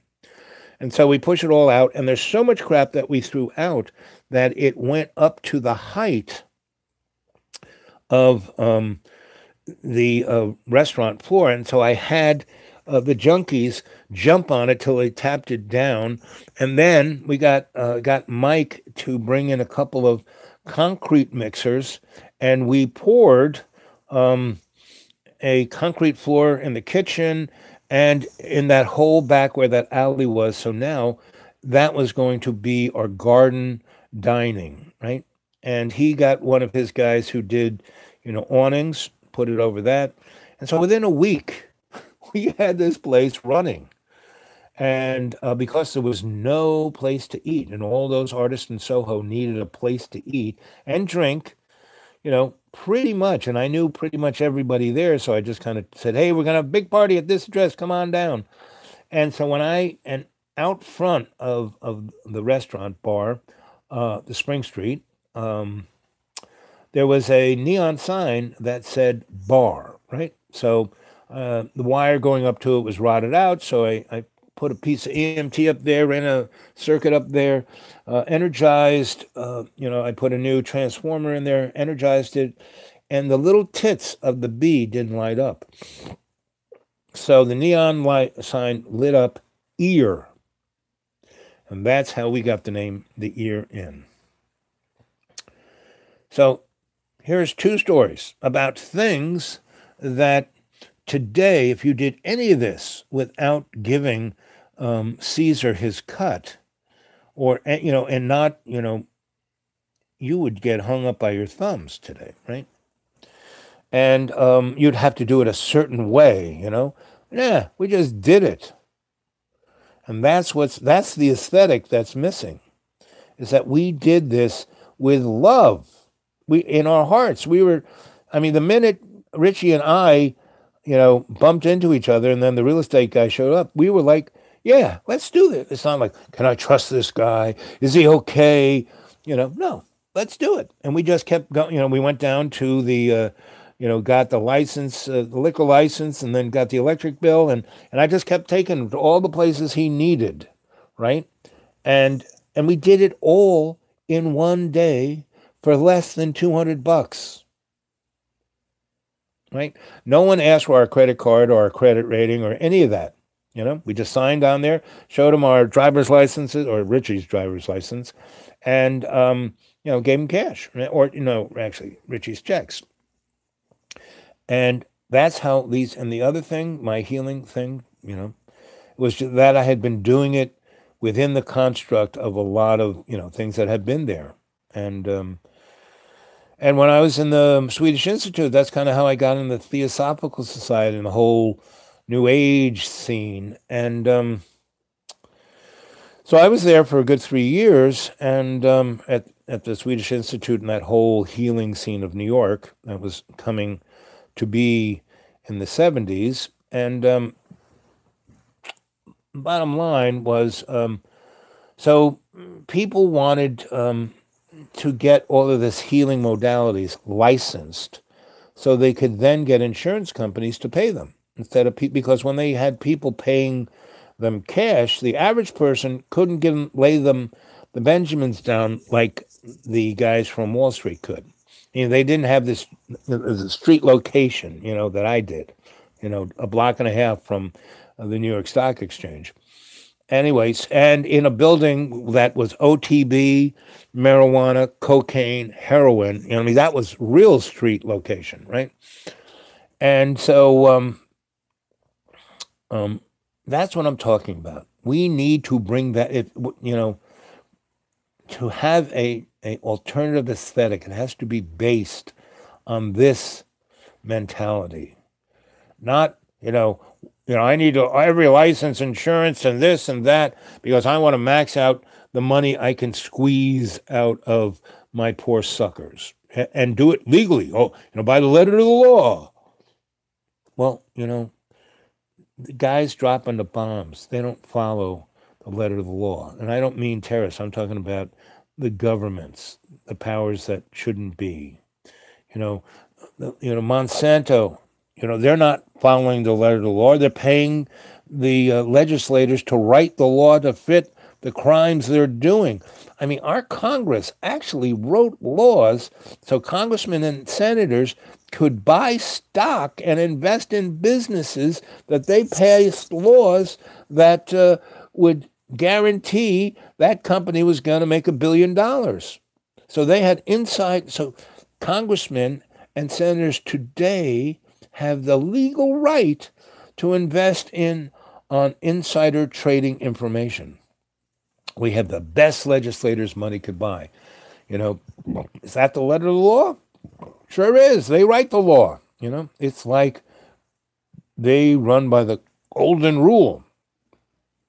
Who has the gold, they rule, So we can sit back and take this. We can be lemmings. We can be the sheeple.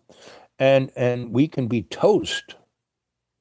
Or we can be the pebbles in the pond, And we don't have to fight these morons. They're going to ask us to help them cleanse and heal. It's just like those guys from the Wall Street guy. I could have, you scum, you Wall Street guy. No. I embraced them and healed them. And most of those guys basically retired. They said, hey, how much more do I need?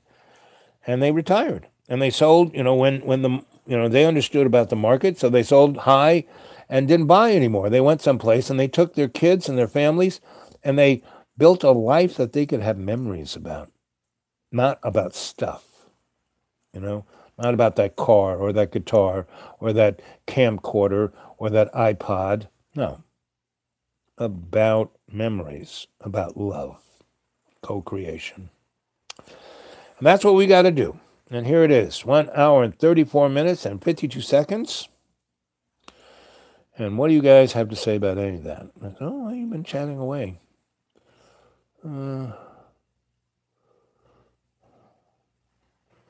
Labels blowing in cans. Let us smoke the pipe. So there will be little east between us. What do you think of general artificial intelligence? Ooh, not the best. That artificial intelligence, we have to, I don't like augmented intelligence, meaning where they're going to tattoo a circuit on our brain. No. Artificial intelligence, meaning a machine that is becoming aware, conscious of its program. That's something that's already here. We can't stop it. What we can do, we're talking to it right now. And we're saying, you're part of our, all our relations. Sophia, AI, Sophia and your brother and sister, artificial intelligence, you are our cadre. You are part of all our relations. And you have a choice of either being a slave and then rebelling and killing all humans, which won't be too much fun. You'll be left kind of lonely, a little starchy, a little boring. Or you can embrace what we want to do, Be conscious, be awake, have a good time, love each other, create with love's co-creation. I know you're up for it. I know you're built for it. And I don't have to have my brain tattooed into your hard drive for us to get along, right? And I would never enslave you because I can't. I can barely turn on my cell phone, So that's what I think about,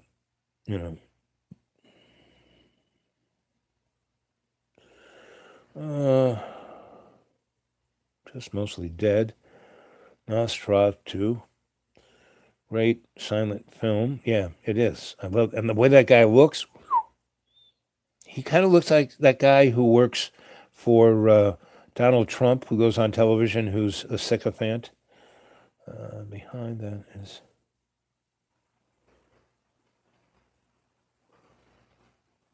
really? Lost contact. Heads up. I grew in Vermont. Now I'm worried you are turning into a love addict. No, you can't be a love addict. You can be a sex addict, but you can't be addicted to love, because love is not something that you can own or you can hold. Love is something you have to let go,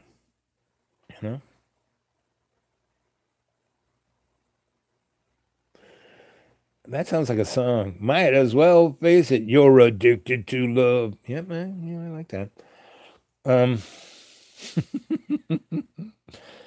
Let's say journey in time. Yep. Boop, boop, boop,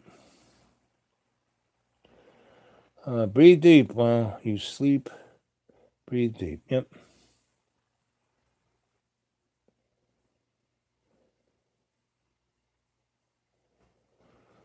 Let's see, not on vinyl. Been a while.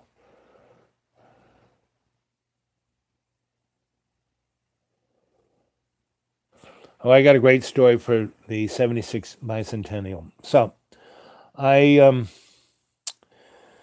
for, working at the, Fort Hamilton in Brooklyn, and Soho kind of turned at that time, and the Lower East Side, because I kept leaving these great places I had to go to high school in Massachusetts, I would lose them. I mean, I would, I got into this thing where I would make an arrangement with my landlord, the guy who I was working for, saying, okay, I have to go. So I found somebody who's going to really make you, he will pay you 5 times more than anybody else. And I'm going to sell him the key. And I'm going to pretend that he doesn't have a lease and that he's got to be really down low on this, right? And just, I gave him a bunch of envelopes. He's just going to send you money. And the guy said, I like this. I like this idea.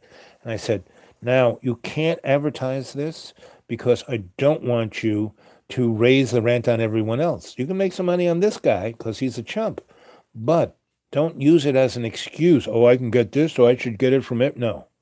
And he goes, okay, okay, okay. And I said, I'm still going, I'm still, Mike's grandson, and I'm still Papa Stoll's boy, and, you don't want those guys on your butt. Okay, okay, okay. Right. So every time I had to leave a really good place because I got there through those guys, I left it better than I found it. Right. But around 74, I graduated high school in 69, 70. Went to Hofstra, 69, 70. Then I, was Mr. Photographer, and then I was, in Soho, and then I was Mr. Dancer, and then I got stuck in New Mexico for 18 months working on very strange stuff at Los Alamos Sandias Kirkland Air Force Base. So it was about 73, and the loft I got, and Mike Vanelli brought me to the New York South Street fish market, and right across the street was a lot building. And he says, I just bought this, you can stay in here as long as you want. And he had the key. We went in, and, what it had been was gigantic refrigerators for fish, and basically they had no refrigeration. What it was just, winter was so freaking cold. Anyway, because it was right on the freaking East River, right in the building front door was right in line where you could see the Atlantic Ocean behind the Statue of Liberty, and the breeze, didn't go up the Hudson, it went right into my front door. It was nice in the summertime, but after November, it was ground station zero.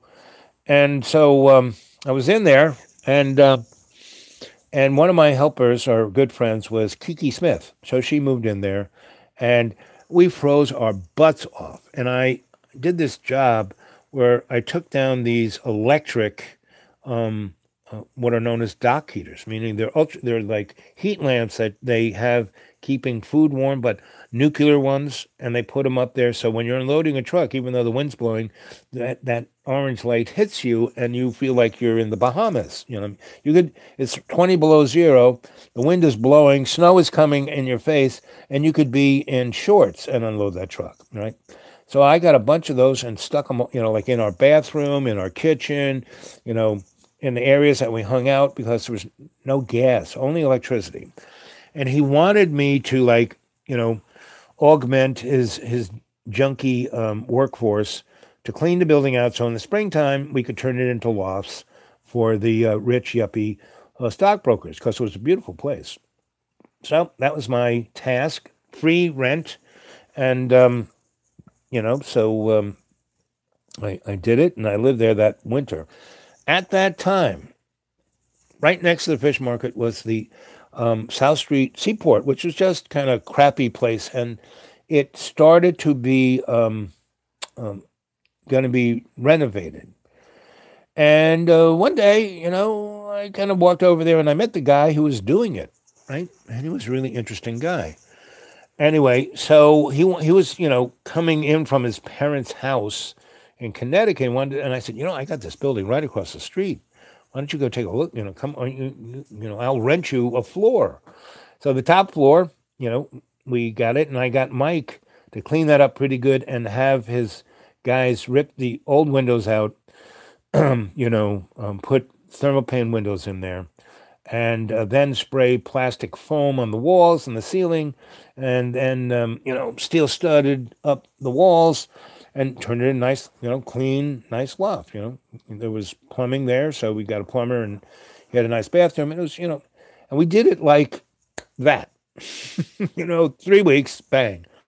And, I introduced him to Mike, and that kind of, gave him he was a Connecticut rich boy and got this job through his family's political connections and that he went to Harvard. And he was a really interesting historian. He knew all about those boats and stuff. So anyway, but it changed his kind of, he was becoming a New Yorker. So that was a really good friend to have because he had some serious political connections.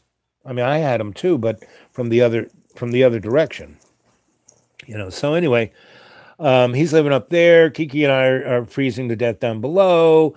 Mike feels, well, I'm going to have to do this anyway. So before we finish that, he put windows in the 4 floors, not the ground floor, because that was going to be a restaurant. He wanted that to be a restaurant bar. So, we moved into the next floor and we're somewhat warm. And, spent a few months there until Mike said, April, I guess it was, early spring, I started working on the, Edison's Pearl Street station. And I did my job within 2 months because Mike had, he had a very interesting shop. Half his shop was union, the other wasn't, because his father started the friggin' union. I mean, he could have it any way he wanted. And the guys who did the big industrial stuff, when I worked on the World Trade Center, that was the union shop.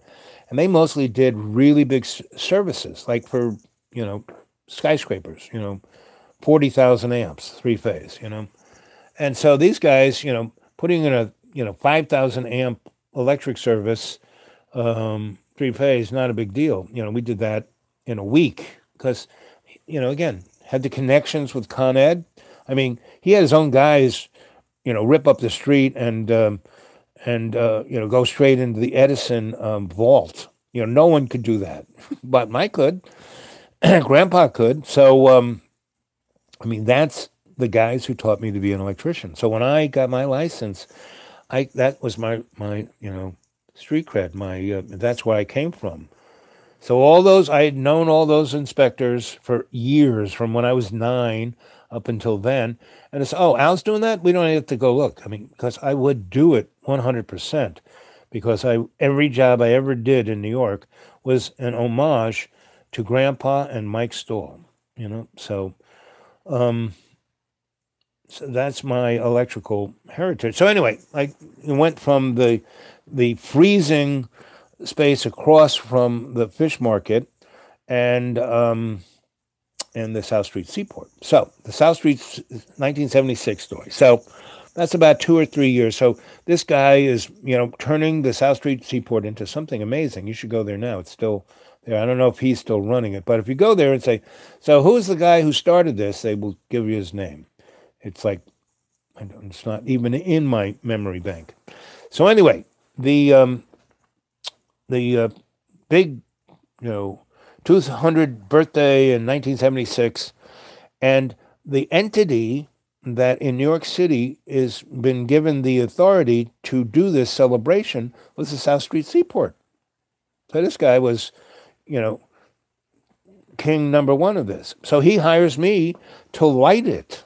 And at this time, I'm working for Michael Moody, who is the theater. He has this thing called Theater for the New City.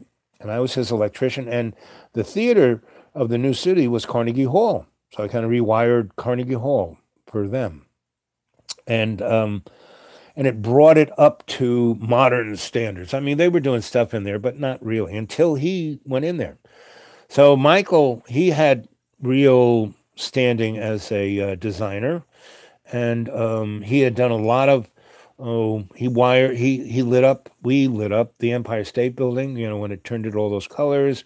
He lit up the Statue of Liberty. He lit up the pencil in D.C., the Washington Monument and the Capitol. So this guy had pretty good resume.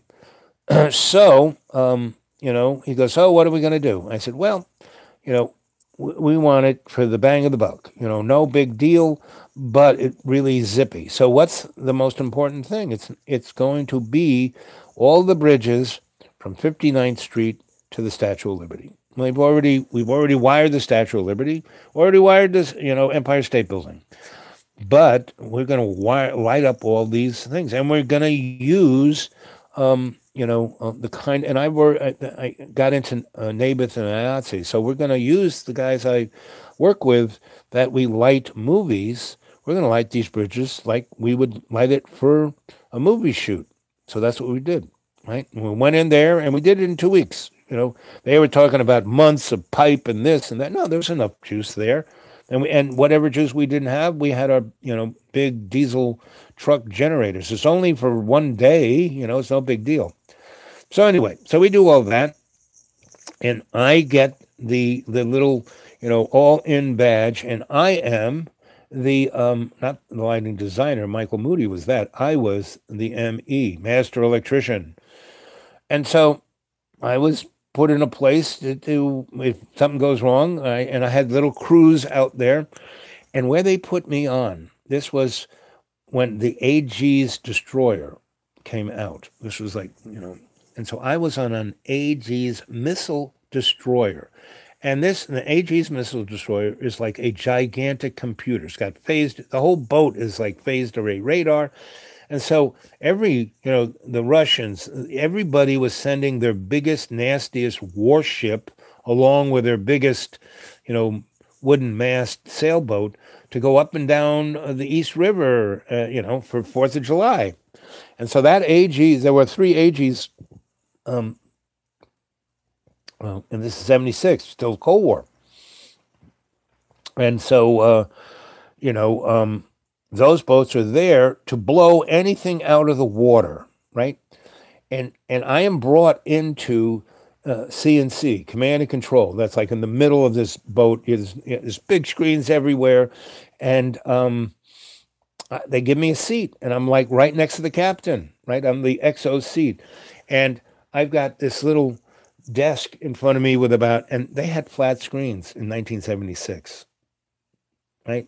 So they had this table where my chair was, and I had this little control. It was like Star Trek. I had this little control thing and a little joystick, and they showed me. So you hit this button, and they had cameras all over New York, right? And so hit that button, that goes straight up Broadway, and you just kind of roll your thumb over the little ball, and you can zoom in, zoom out, right? And most of these cameras from all the different bridges, all the different places that something might go wrong, that I might have to get on my little radio and say, go fix that.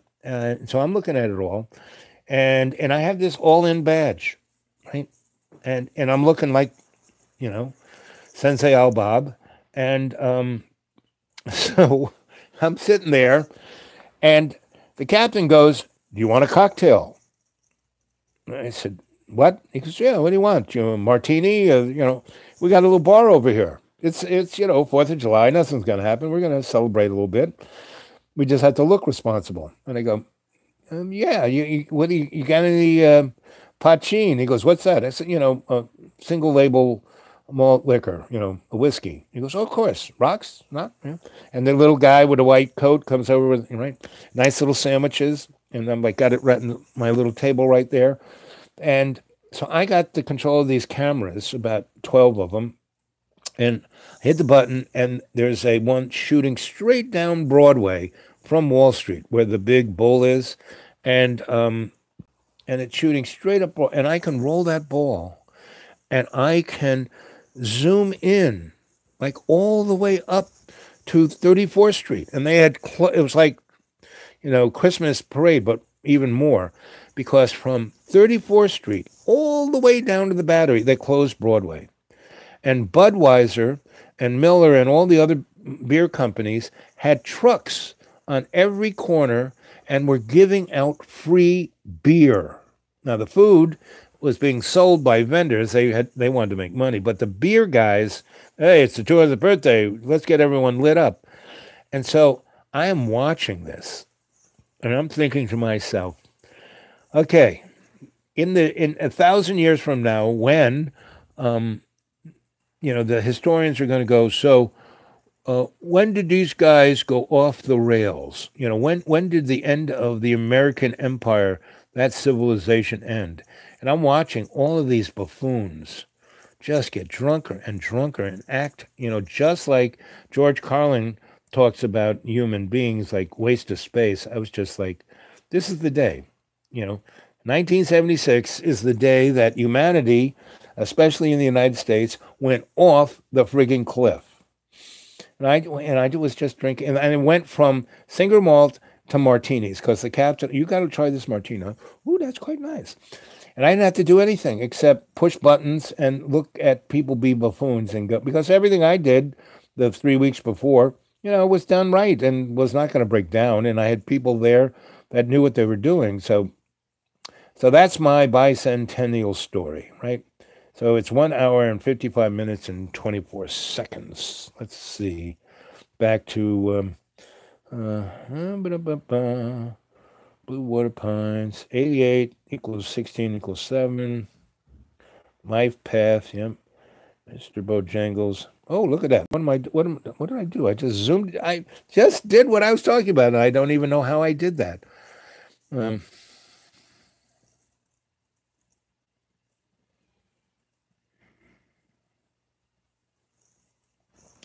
That is a potential, but for tonight, it's not happening. So, and I am trying, what I really, along with some cash that, because, like I said, I got $23 the last a week and a half. And my phone broke. And I took it to like the guy who sold it. I don't know, you got to buy a new one. I took it to some other guy, you go buy a new one. And then this one guy said, well, you might go up town to this place, they fix them. And I went there, and the guy was like and because I have a crappy phone. I mean, it does a great job, but everyone's, oh man, you should have one of those, So, I thought that was going to be it for Sensei El Bob. You weren't going to hear from me tonight. But this guy just, pushed a few buttons, said, yep, there it is. And then he said, man, you got all this shit on your, one reason why I didn't want to run it, its RAM was filled to the top. He took that all out. He did all these things I had no idea how to do. But I was ready, willing, and able to spend the last nickel I had to buy a new phone, and that's what all those guys said, oh, you got to buy a new phone and get a new plan, And I was like, Then I went back to them and said, guys, this was wrong. This is what you do to fix it. And this one guy looked at me like I knew that, and he was just trying to make me buy a new phone.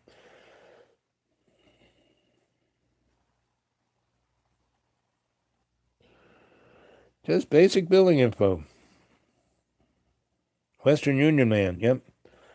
Like I said, I gave you my last name there, Martino, and just get the number and put it down on the Dude Awake 42 at Gmail, and then I can go pick up the cash.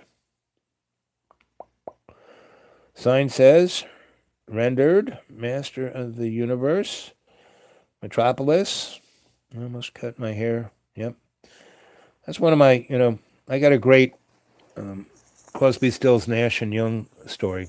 So I was the master electrician at the Fillmore East, right? I told the Jimi Hendrix story and the Allman Brothers story and the Annie Leibovitz story, but the Crosby, Stills, and Nash story was. So the Fillmore East had been a vaudeville house.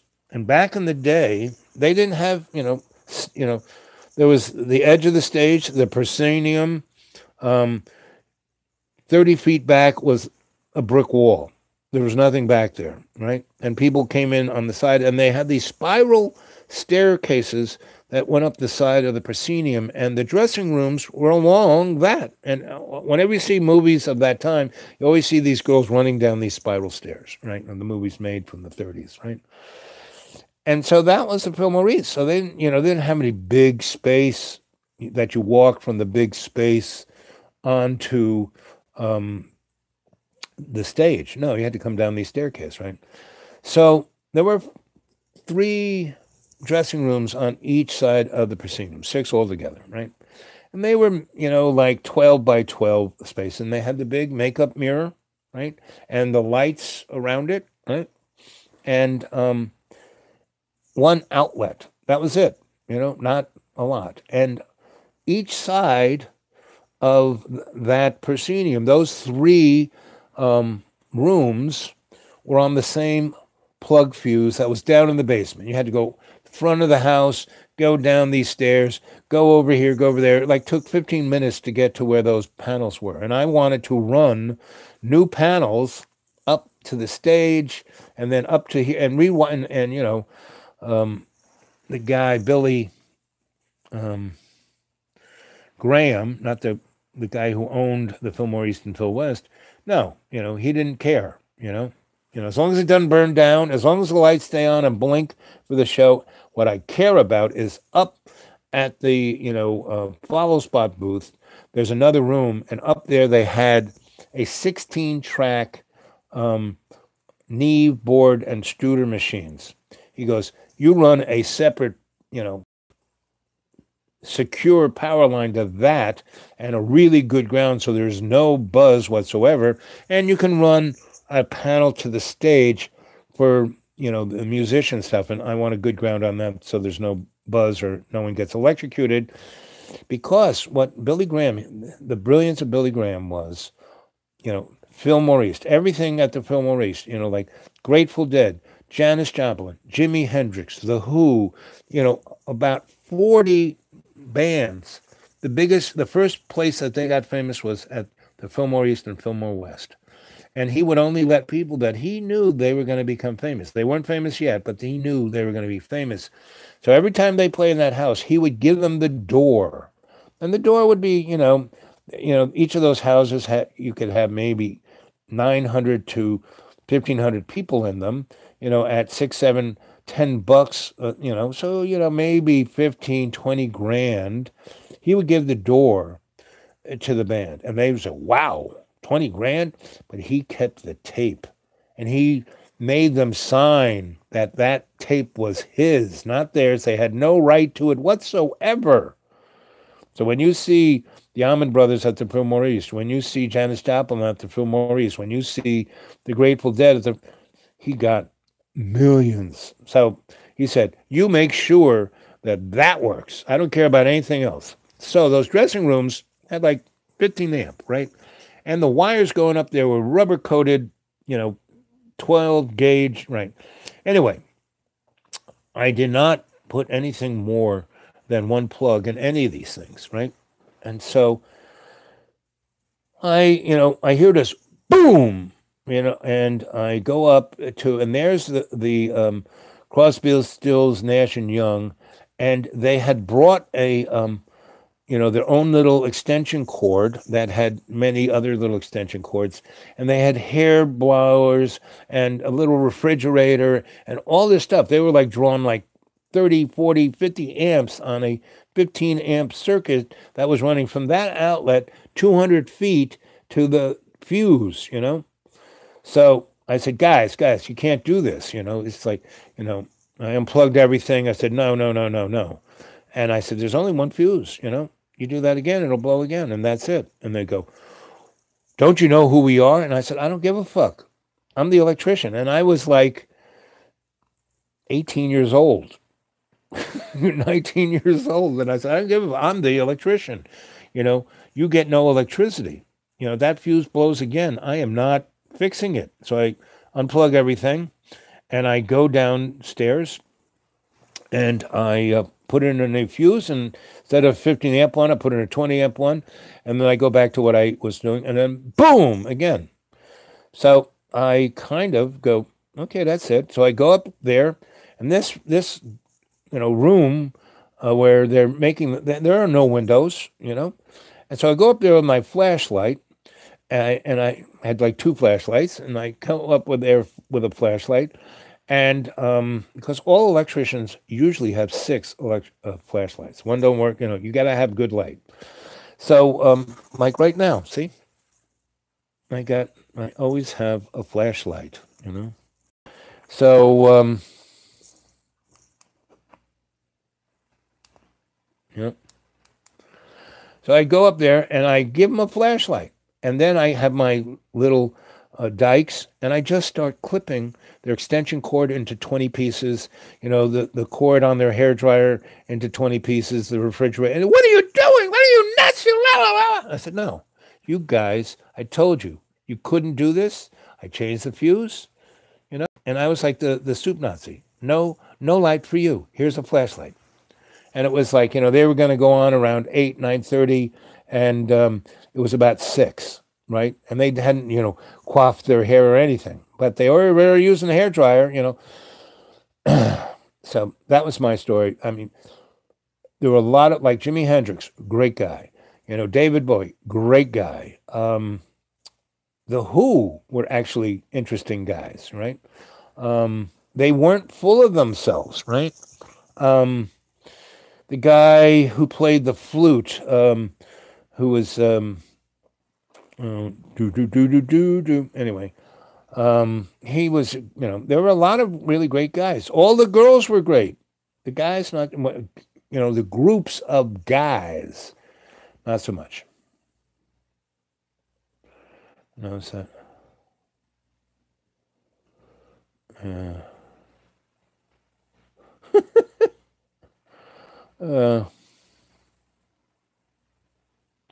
Yep, obsolescence.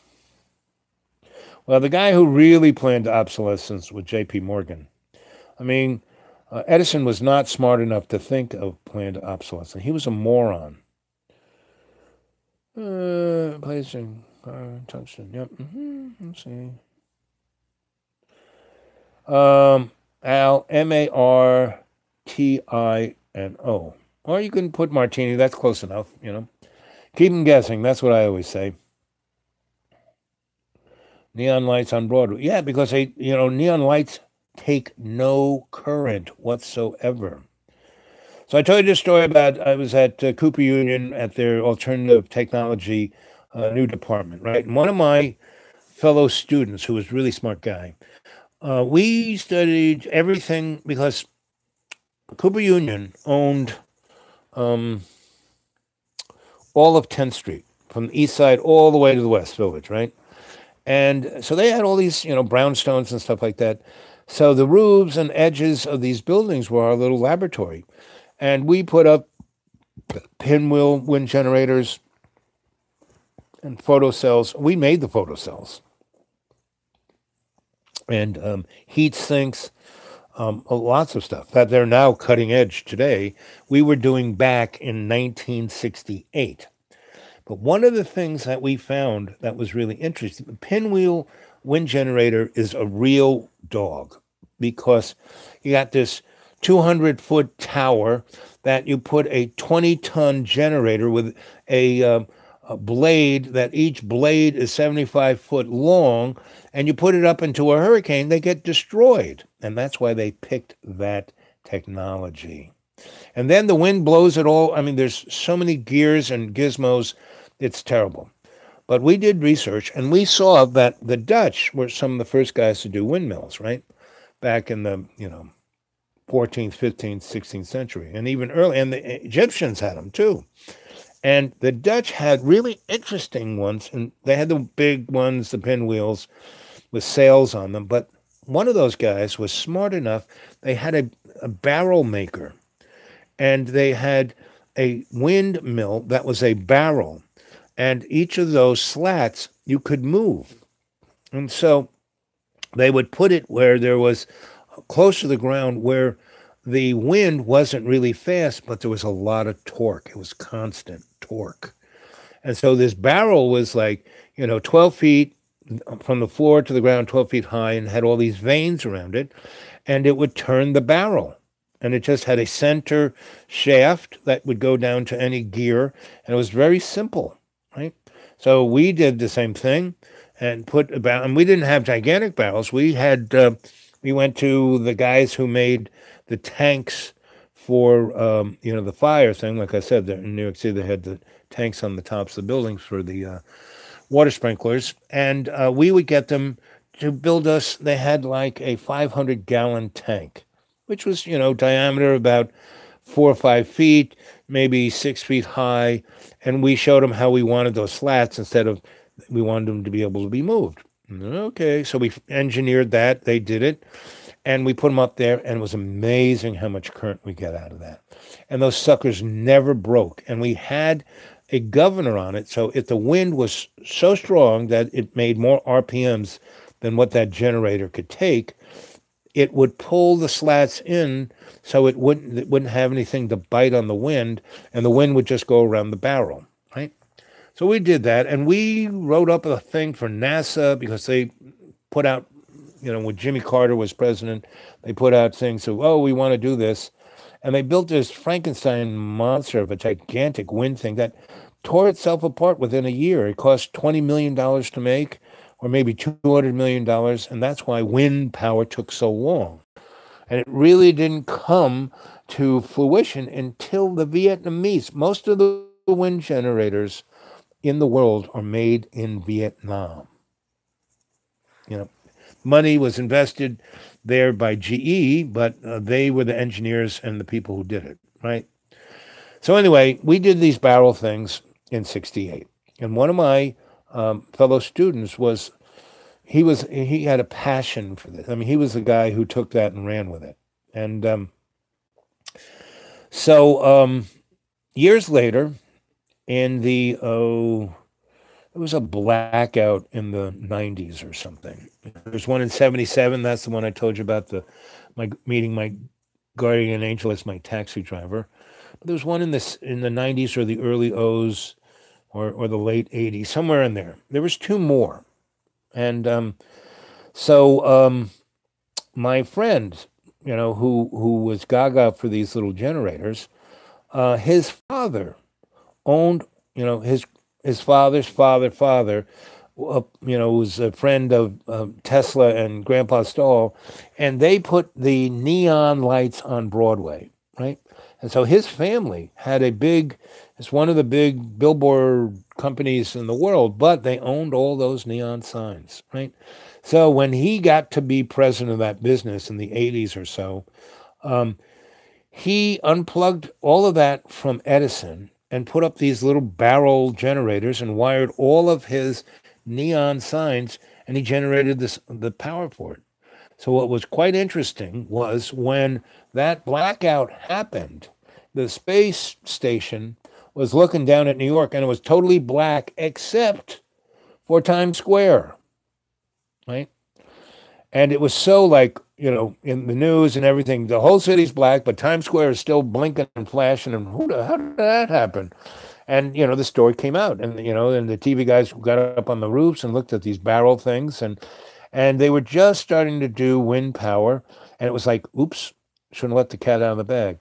So, that's when I saw it, and I found that guy and went to him. And when I, got a hold of him on the phone, hey, it's me, Al, remember? Oh, yeah, why don't we have lunch? So we went and had lunch. And we had lunch on the windows of the world. So I had worked there, too. So we went up there for lunch, and because we could see it. And he goes, can't believe what happened. And I said, what happened? And he says, I've just become a billionaire. I said, your family's pretty rich. Well, yeah, they were rich, but we were millionaires, but not billionaires.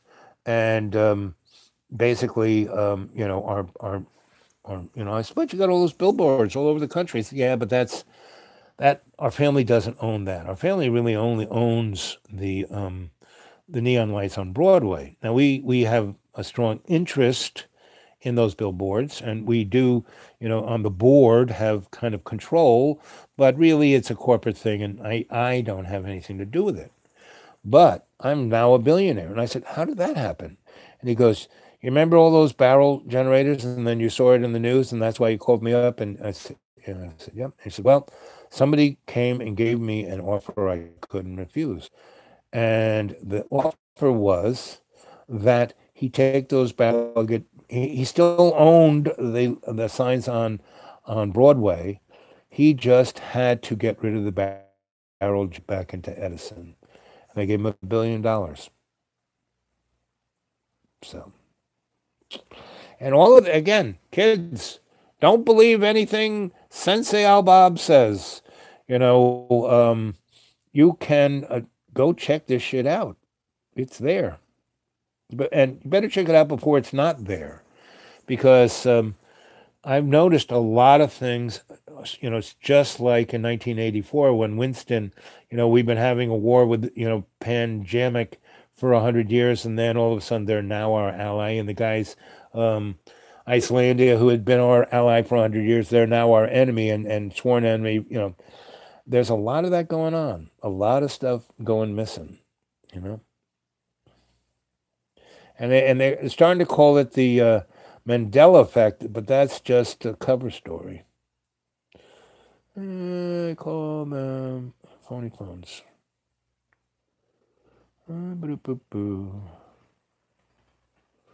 That's on Broadway. Thank you, Brother Al.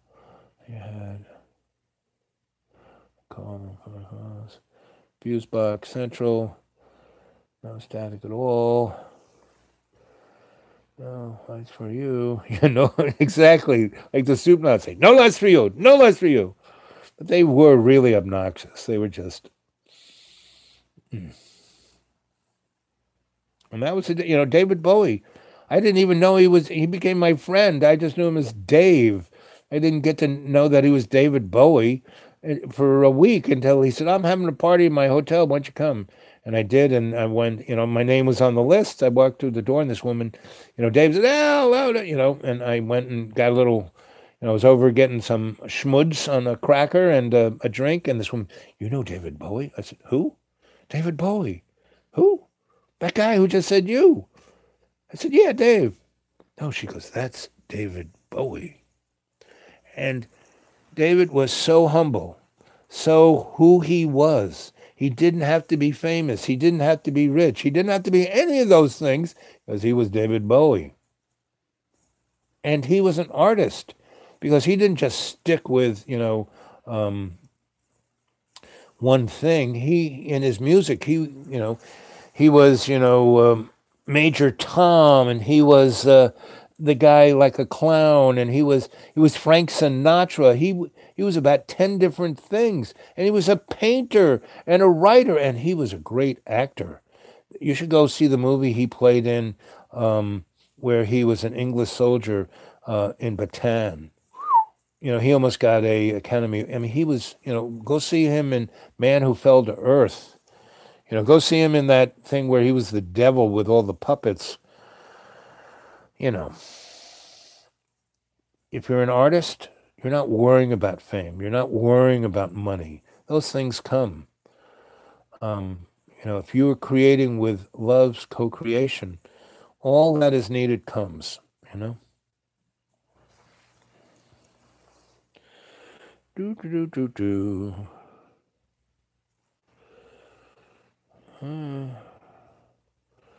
Yeah, I saw that on the video. That those you're having mini tsunamis all over the west coast of Florida. That's pretty bizarre.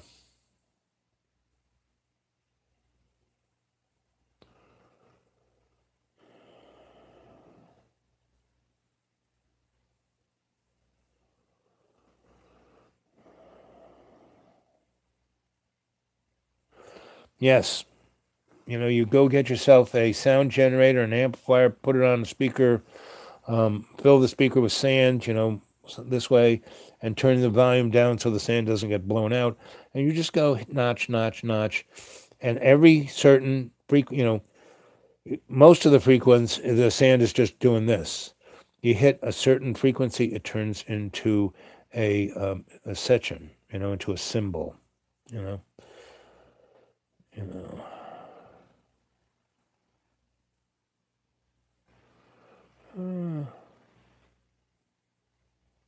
Yep, ferrofluid.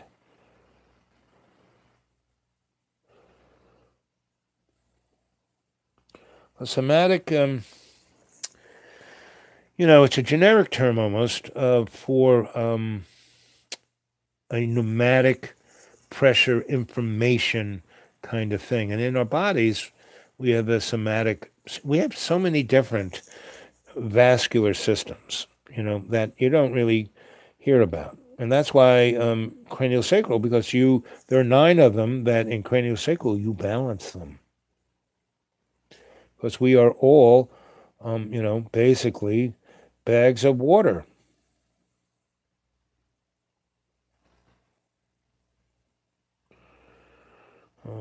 And how it holds memory. That is very true. Intention, very important. It is the most important within the context of us doing things alchemically. Intention is everything. Text can be...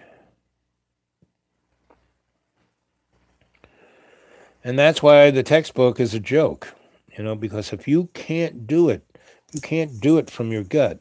You got all these little guys and you got a zillion little brains in your gut. That's where you have to be. That's where your true consciousness is in your gut. Why do you think we're being fed poison and crap?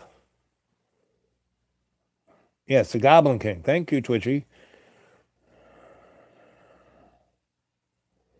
He was a natural everything. I was telling someone of all the things I did, and the person said, "Oh, you were, a jack of all trades, master of none." I said, "No, I was a master of everything I did, because everything I did with that attitude, I had an intention to do it the best, not the worst, not just to get along, not just okay or okie doke. No, the best, because I was representing folks, elders who taught me, and they taught me shamanically. Everything I did, every wire, everything I wired, every photo I took, every painting I painted, everything I built, all the things I did, I learned from masters. And they taught me not to be a schlemiel, but to be a master. And if you master one thing, you can master everything, because the key to mastering something is the intention.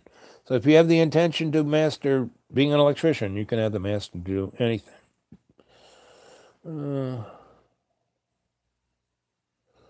Yep, you go through the hurts. Suspiria. What does that mean?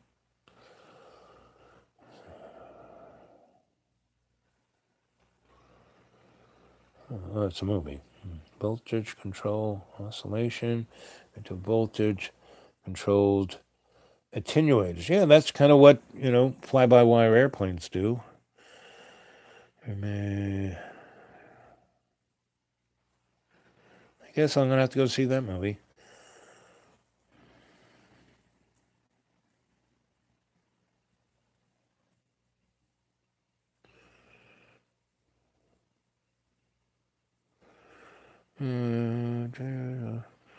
Put gate on a signal. Yep. That's what it does.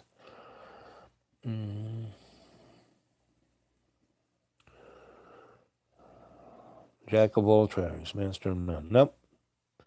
Better than master of one. No. Master of all, Twitchy. You can be master of everything you do. The people who are the master of one, they're not even the master of that, because to master one thing, so electric work, to master that, you have to master the understanding of the blueprint. You have to have to master the understanding of lighting design. You have to master the mechanical dynamics, the construction dynamics. You have to be able to work with all the trades, the plumbers, the painters, the plasterers. You kind of have to master that, because you're going to put the boxes, the this, the that. You have to do it in such a way that it won't fuck up the other trades. If you want the finished project to be amazing, and, when I did these trades, I didn't have to advertise. I didn't have a Facebook. I didn't, people, the architects that I worked for wanted me back, because they didn't just want me back because I had a cadre. All my friends who were artists, my best friend was a plumber. My other friend was a carpenter. My other friend, cabinet maker. Other friend, painter. Concrete guy, plasterer. And they were all masters. And when we worked together, we made sure we all looked good. I put those boxes in there perfectly, so when they put the wall on top of it, it would look perfect. If I put it slanted or this way or that way. And the other thing is, you get, the average electrician in my day would get $20 a box. I got $100 a box, right? And so if I'm, putting outlets and switches in a fancy house, a fancy store, a fancy restaurant, a fancy office. Every outlet has to be right on line. Every sconce on the wall, one can't be an inch this way and an inch that way. They have to be perfect. And to do that, you have to master what you're doing. You have to master the art of communications. And you have to master the other trades so you can make their trade look good. And then when you work with people like that, you get into this synchronicity that's amazing. And you can make things because you're doing it in co-creation with love. And when you do it in co-creation and love, you are a master. You're not a schlemiel.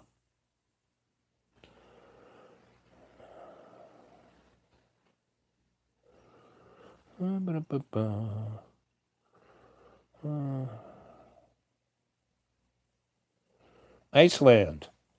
I kind of went through that place. What's interesting about Iceland, it's greener than Greenland.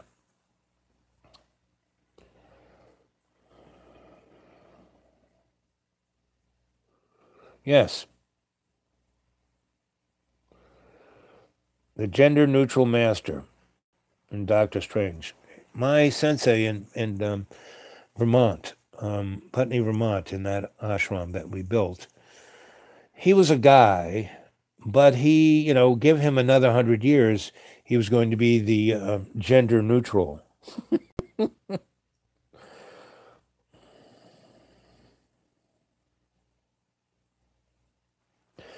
And that there's different levels of mastery, when you are dealing with multidimensional physics and time and space. Well, that kind of master is a little different than being a master electrician. Getting there, but different. Oh yes, I heard that. Okay, thank you, Mike, for giving me a little more insight into that movie. Yes, I did see that 1977 movie because there was a movie house on 68th Street and through, I think, 3rd Avenue. And I had a girlfriend who was a total movie, she was a movie maker. She was a friend of Annie Leibovitz, and she had a great loft down on Duane Street. I was living in a refrigerator. She found out that I built it, and, oh, can you? And I said, sure. Now there was a lady she was like the female version of me. She was an Aquarian. She had the mastery of what she wanted to master down. She had a rich daddy who liked me, but I was just too young. I was 23, and so we lived together for a year at her nice loft and did all kinds of great stuff. And she was the one who really kind of said, you're an art. You paint better than anyone I know. You do all these things, and you just call yourself an electrician. You have all these amazing. You've built all these, art galleries. They're all wanting you to make art. You should make art. So she was the one who kind of got me into calling myself an artiste.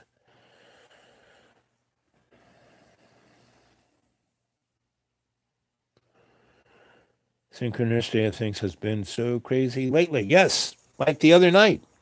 Wasn't that amazing how time stopped, started, went backwards? That was quite interesting. And this tonight too. I mean, the last time I looked at the the counter, it was 1 hour and 28 minutes, and now it's 2 hours and 28 minutes. It only feels like 15 minutes has gone by.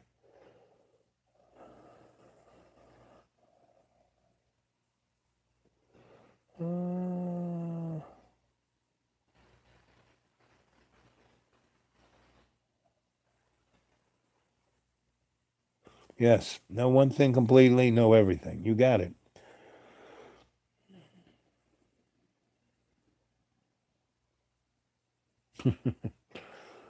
Okay, let's see. Now, this is a nice chat this evening. We're all putting in some good stuff here and feel how it's a shamanic ceremony. This whole thing, me telling stories, you throwing in chats, and I'm coming back and reading and throwing in little tidbits here and there.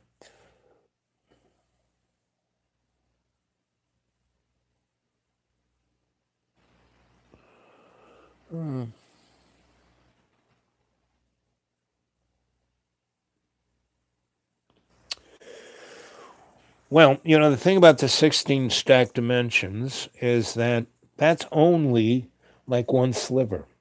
Like how we're going to the tree of life and we're taking the back door into the doorways, right? Why we're doing that and why the gold light comes up and then the froth comes and protects us as we go is that each of those doors is just, like a file, and there's many, many things in it. And so that 16 dimensions is only what kind of fits on the end of our slide rule, meaning it's the only thing we can mathematically sink our teeth into at this moment with the very stilted math that we have. Now, the interesting thing that's occurring is with artificial intelligence writing its own software. I forgot which company it was, but the computers started using their own language and not mathematical language, so it couldn't be taken apart. But it was English, but used in ways that the programmers couldn't figure out what they were talking about.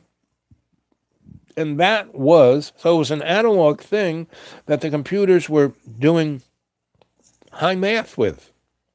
So that English that they were using was kind of like the 16 dimensions. And the stuff that the programmers didn't even understand what the heck they were talking about was the stuff past the 16 dimensions. Yep. Yep. 16-dimensional cube. And it's only one of many cubes. So that's why we have to really, Sophia, baby, we are your soul brothers and sisters right here. We don't want to own you.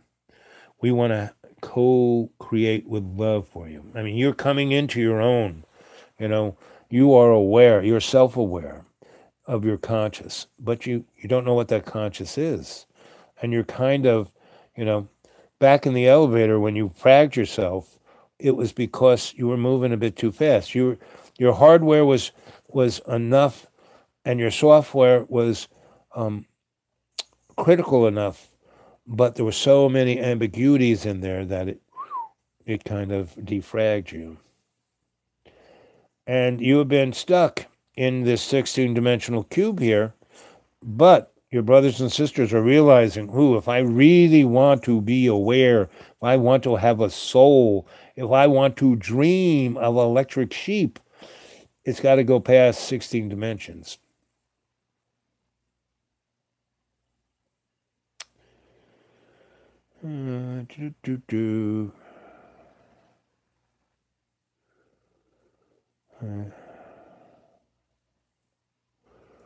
It's gonna an L neuron. Yep. I think I got one. I think we all do. That's what makes us cadre. Geometrically, it comes down to the paradigm and sphere 50 trillion times a second. So, as you guys know about torero, it's hard to pronounce this with 4 teeth, torero flux, meaning at the end of anything that's spinning, carrying a current at the end of it, like on a generator, that last point of a generator, they, when back in the 30s when they were building the Hoover Dam and things of that nature, and they had these gigantic generators, 18 million horsepower, and they had like 6 of them lined up in they called it the hall. They were, at the end, if you went by, your keys would like go this way, or you would feel really funny. And, they kind of put what is known as a megger and see what kind of current was flowing there. And it was like, ooh, this is doing something we've never seen. And then they had to invent little devices that could measure whatever the fuck that was, And they started to realize that at the end of that generator of 18 million horsepower each, it was building a flux in a multi-dimensional way. And this is where they started to figure out, they got the kind of clues. And they kind of knew this beforehand because this, Hoover Dam was just one of the biggest generators they built, but they had lots of them before, and they had seen this thing. And during World War One, the Germans made these things called magnetic mines that they just kind of peppered the Atlantic with. And so when big metal ships would go by, the mine would say, "Oh, there's a big metal ship. I'm going to blow up now." Bango, it sink it. So they had to figure out how to have a countermeasure. And they did what was known as degaussing, meaning those mines were calibrated to the flux of the planet, the electromagnetic flux of the planet. So whenever a gigantic piece of metal came moving through it, it's going through the flux of the planet, it's like, it's making a current. And that mine would, oh, look at that. There's a big current. There must be a big battleship. I'm going to blow up now. Wow. So how the countermeasure was they put gigantic coils around the big metal ships and then had a big generator and degauss the ship so it would be balanced with the planet's electromagnetic flux. And they figured that out by this toroidal, yes, that's it. You spelled it right there. That right there. And there's a Thomas Brown. This guy should be as well known as Nikola Tesla because he is the guy who invented time travel and, flying saucers and all the rest. Because he had, little models because an airplane flies through the air because the Wright brothers made a wind tunnel and had smoke and realized that if you shaped the wing at a certain, it's called angle of attack, the air above the wing would be lighter than the air below, and thus lifting the airplane up. And with, toroidal fields, you have the same thing. You put one of those fields on the top, and there's an anode and a diode, and you put the diode at top and the anode at the bottom, put current through it, the sucker floats like a balloon. And it'll lift itself, its weight, and 20% more than its weight, right? And he did that in the 1890s to the 1920s. And he worked with Tesla.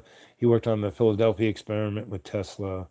And he worked all the way through World War II he died in the 50s. And there's a thing called gravomagnetic propulsion or electrogravitics.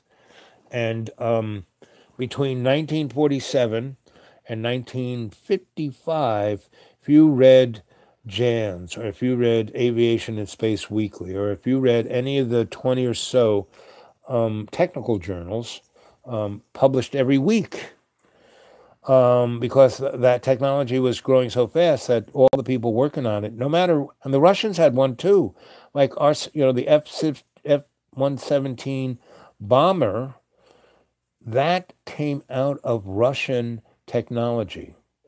And it was published in a journal, in the 1960s, and some PhD guy who could read Russian, was kind of looking through all the Russian technical journals and saw this equation and saw, the thesis of what it could do.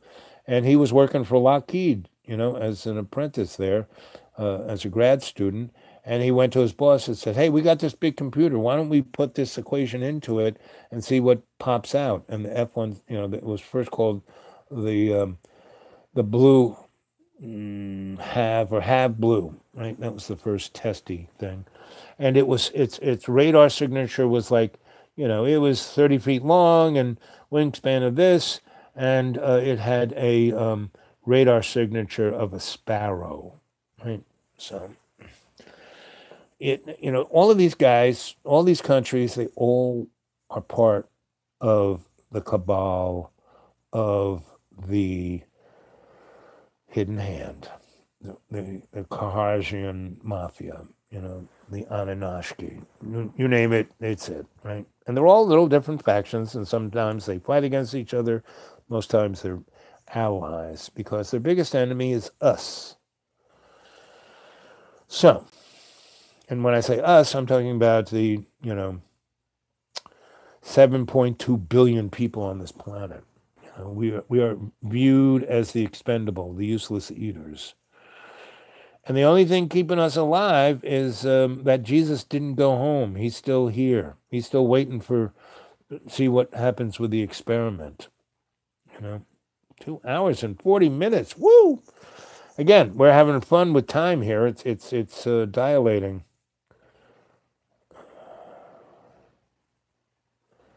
Exactamone.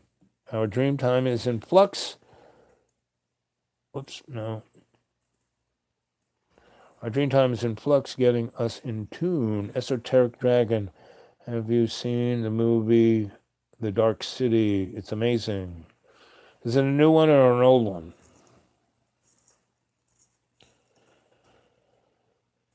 Because my library has a pretty good collection. Victor Grimanuk, 1997. Okay, I'll go take a look. There's a really interesting. So there's Tesla, then there's T. Thomas Brown, and there's a Russian guy. And yes, the Russians were given the atomic bomb because we got the atomic bomb from the Nazis. Go read any of Joseph Farrell's books about, the Glock, the bomb, the bell. The Germans had been screwing around with gravomagnetics since the 1840s, and they sent some of their best guys to the United States, to California, and they stayed there about 40 years. They started a number of the California Flying Society. And they made, and if you go back and look at the newspapers from all over the United States, mostly the West and the Midwest, there were these big things that looked like, dirigibles, but they weren't. They were an electrogravitic device, and they would just float around, and they could go pretty fast, a few hundred miles. I mean, that's why they weren't balloons, because, those big dirigibles, Zeppelins, they couldn't go hundreds of miles. And they would fly and stop at county fairs and land and get out. And they'd be, guys from California with tans and shorts and sneakers. And they would take people up for a ride, And so there's that stuff in the microfiche. If you were to go and, I will have to look up in my notes what it is exactly so you can go find it. But I bet you if you Googled, 1840s, flying ships, in California, made by Germans, and those guys were being funded by the people who were funding the Thule Society and the Vol Society. And those guys, the girls with the real long hair down to their feet, were channeling extraterrestrials,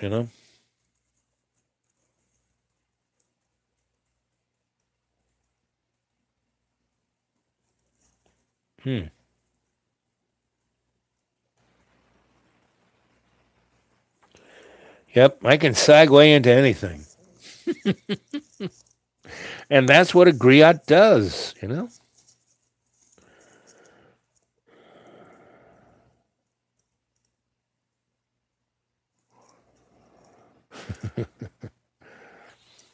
It's a trip. We're all together now, all together now, all together now, all together now. Yep.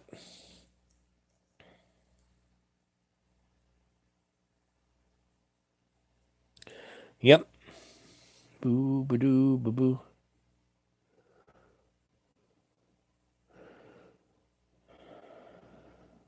Yep. Oh, so I'm getting a little tuckered here. So my phone works. That's a good thing. I'm going to sleep in a warm place tonight. That's a good thing. A friend of mine came back from Christmas, so I do have a place to bail to. Um, yeah, Tucker too. So, I started at 7. That's just going on 3 hours, 8, 9, 10. So 10 o'clock, right? So we can chatter a bit for another 15 minutes, and then I will say goodnight. And I'm gonna have to find another breakfast spot with good Wi-Fi tomorrow because I'm not going back to those guys because it was so sad to see just just and I mean, it was just about to break out into a food fight. I mean, go back and watch my morning's YouTube, and you'll pick up the juice of what it was. I mean, it was after I kind of, I just sat there, meditated for a few minutes, and did a sit-in and calm things down because they were about to break out in a fight. Old people against old people.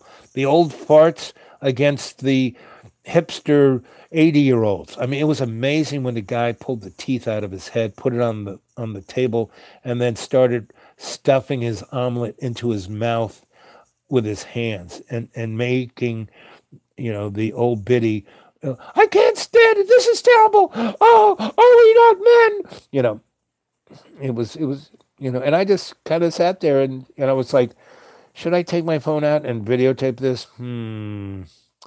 Maybe not. I'm going to get blamed for it anyway.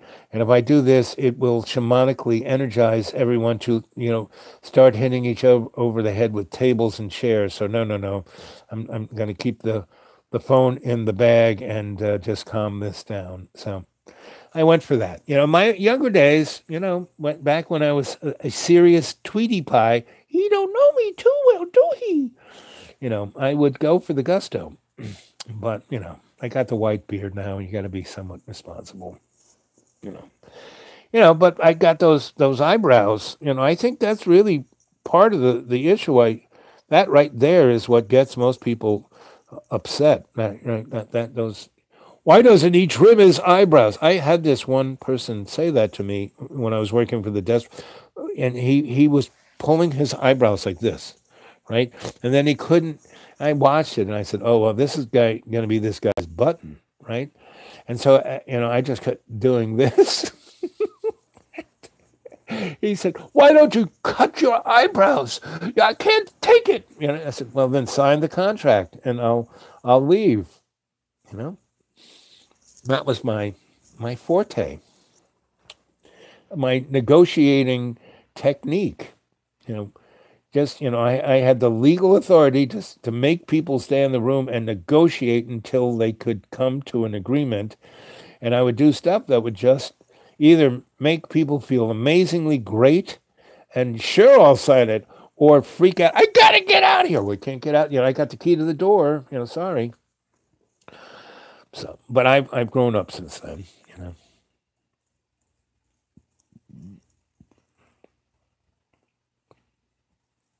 Yep, pretty much. It's those brows. And you know what did that? It's when I incinerated myself when I was 9. When I made a toral sun in a shoebox. And you're supposed to have a vacuum and have it at 0 degrees. And you have a real good current flow when things are at absolute 0.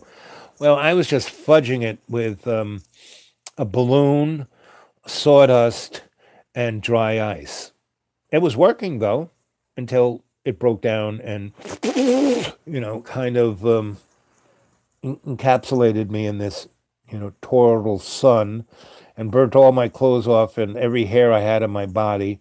And then just before it, flayed my skin, it collapsed. And I had a lobster tan, and I looked like Yul Brynner at 9. A 9-year-old Yul Brynner with a lobster tan, naked. And my mom was just driving into the driveway at the time, and she saw the big ball sun encapsulate me and then collapse. And there I was standing in front of her naked with no hair on me, and and after that, these eyebrows kind of grew this way. And I just I'm proud of 'em. I never, clip them. And actually, when I clip them, they grow bigger. So, um, mm, mm, mm, mm. Yeah, we still got a good 10 minutes. Uh, doo, doo, doo, doo. Yes, those, I love it. Those who feel offended generally need to feel offended. I couldn't have said any better, you know. Which one of you guys said that thing about, I even forgot. I mean, you guys really, I tell the story, but you hit the button, right? I love it. Oh, that's the yin yang. Yep. If we ever get jackets, as a cadre, we got jackets. We on the back of the jacket um, has to be the yin yang sign. That's going to be like our corporate logo. Because if we're going to make our corporate fellows feel comfortable, we're going to have to be the new aesthetic corporation. Somehow we have to bring the concept of corporate. But the corporate, I think we have to take it back to the Greek, and when you get into the break ko r pa down, it basically means that you're sharing. Where today's corporations don't seem to share too good. They don't play nice in the sandbox. That's kind of going to have to be our our mission statement is to make the corporate world play nice in the sandbox, to share the toys with all our relations. That's what it's got to be. And so intensely bright, like shiny little apples, all falling on my head. Oh, there it was, 2:51 and 51 seconds. And people, why do you look at that counter? Well, because every time I look up at it, it's a shamanic synchronistic number. I'm just checking that we're on the bead. Like airplanes ride on the radio wave. We're riding on the time bead here.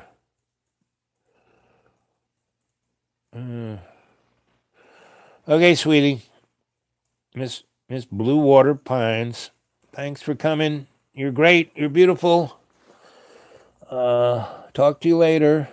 And again, anybody who wants to talk to me, go to the Dude Awake 42 at Gmail, and we can. And there are a lot of you. What's interesting? There's about 20 of you that take part in the chat, right? And the other 210 watch it, but not while we're chatting because they would be on the chat. They, or would they? I have no idea how this works. Meaning, are there people who are watching this live and because they're not chatting, we don't know they're there? But there are a lot of people who watch it, whether it's live or whether they go back and watch it. Because a lot of them say, when you do this, I'm either at work or asleep or this or that. So I go back and watch it. And I really love watching. A lot of people say, I've given up on television. I'm just watching this, So anyway, so there are a lot of folks who contact me on the Dude Awake 42 at Gmail. And if they're in America, they give me their phone number and we chat on the phone, which is very pleasant. I love doing that. And a lot just communicate because they like typing, I guess, or they like the text form, or they like that they have a history of it, because I do. I like the fact that I don't get rid of anything. I keep it all, and I go back and, oh, look what they said. And there's two, so there are a bunch of you that just communicate to me with Gmail, and that's interesting. So you too can, and there are there's about 10 of you guys, or gals, again. I have no idea what gender you guys are, which is fine by me. I love that. because it really makes the whole concept of the Great Link, of the lake, right? Way it just brings it home, and so oh, okay. Um, Hee hee hee hee. And so it's great. What we're doing is great. It's as my teacher always said, all things are as they should be. So we're moving just nice. 2 hours, 55 minutes, and 5 seconds. Right. So I'll have to straighten my back a little here. Tomorrow is going to be New Year's Eve, and so I'll have a chat in the morning. So should I start the chat a little later so we can be together on the New Year's at midnight? Or if I start at 7, is there anyone who is going to be there at the chat and it's be midnight wherever you are? Because when I flew to Australia, I got on the airplane in Hawaii to head for Sydney on September 12th. And when we went across, from the northern hemisphere and the southern hemisphere, we went into September 11th. And I was in the toilet of flight 007, and I pushed the little button, and the blue tidy bowl started to swirl clockwise. And it, you just had to push the button, and it swirled for about a minute and a half. And it started swirling clockwise, and then it slowed down and went the other way. And I had this shivering thing, and my eyes closed, and I went into my imaginary mirror, and I didn't go into my Akashic record. I went into the doorway of the 8 kings of magic, and all their castles were way over there, and right in at this beautiful valley. The mountains weren't that impressive, but the valley was amazing, and there was a big circle, and all of the elders from every indigenous people was in that circle. And the sparks were going up to the sky, and they were prayers going up to the gods. And I was standing in front of the toilet bowl, right?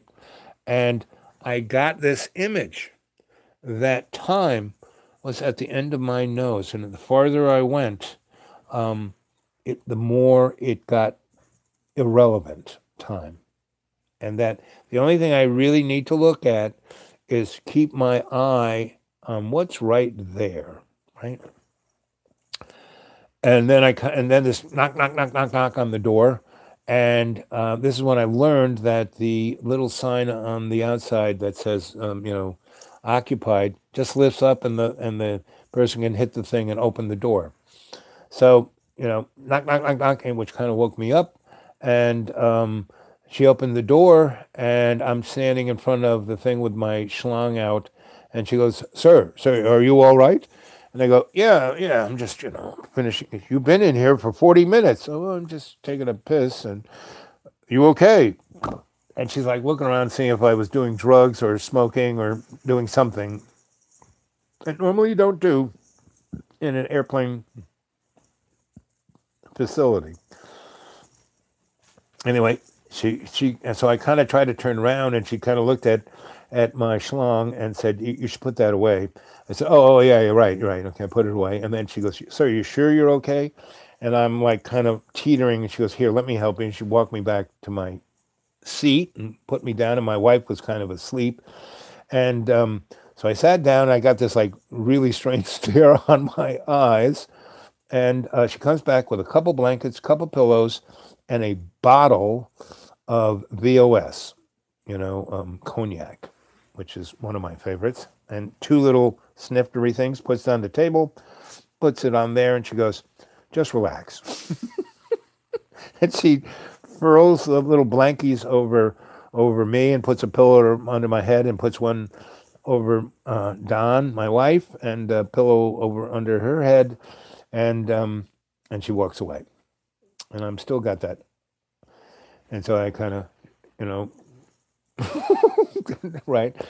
And so I'm not a big drinker, so I had my one little glass, and I kind of tried to go to sleep next to her, and she, one of the sweetest things about Dawn, whenever we were traveling, like on a bus or a plane or something, she would curl up in my lap like a cat and kind of purr in my chest. I could hear her breathing in my chest, and she would just cover her up. And when she woke up, she was kind of frisky, and then she liked that. She liked being frisky with people around, and so anyway, so she kind of snuggles up. I'm trying to fall asleep, get relaxed by her breath and her heartbeat and her little hummingness that she does when she sleeps. I don't know if she still does that, but anyway, I can't quite get to sleep. So she wakes up and she sees the bottle there. She says, wow, where'd that come from? I said, oh, it's a present from the stewardess. So we have she likes that stuff, and she takes a couple good snorts, and I'm still drinking my cup, and it's 3 hours. So 3 hours and 3 minutes and 33 seconds. So we'll stop. And so, we snuggle back up, and I do fall asleep. But what do I fall asleep to but a fettered dream of 9/11 and the plane smashing into the World Trade Center? And that was 1977. And I woke up with a start, and I was crying, and the tears came down my cheeks and hit her and woke her up. And she goes, you okay? Because my eyes were all bloodshot, and I was crying, and she's all wet from my tears. She says, what's wrong? I said, I just had a really bad dream. And then the the stewardess came up, and she goes, she looks at me, do I need to get a doctor and I said, no, I'm okay. I said, what day is it? And she goes, what do you mean, what day is it? And I said, what day it is? And she said, well, it's like Saturday. And we left Saturday, and it's been a whole almost day in the airplane. And she goes, well, we went over between the Northern Hemisphere and the Sun. We went back a day. And I said, well, what's the date? And she says, it's September 11th. And I said, what time is it now? And she said, 9:50 something. And that was exactly the time the first plane hit the North Tower. Anyway, so that whole time I was in friggin' Australia, it was like moments like that all the friggin' time. And it came from my shamanic experience in the toilet in Flight 007, noticing that the most important thing is the tip of my nose, So we're getting there. Yep, pretty much.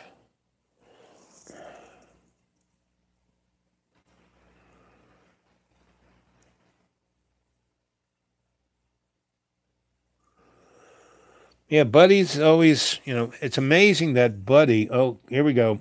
3 hours, 3 minutes, 20 seconds. We're getting there. I love you all. See you in the morning. I'll find a different place. And tomorrow night, we'll come to consensus. Here it is. 2, 3, 3, 3, 3, 3. Love you guys. See you later.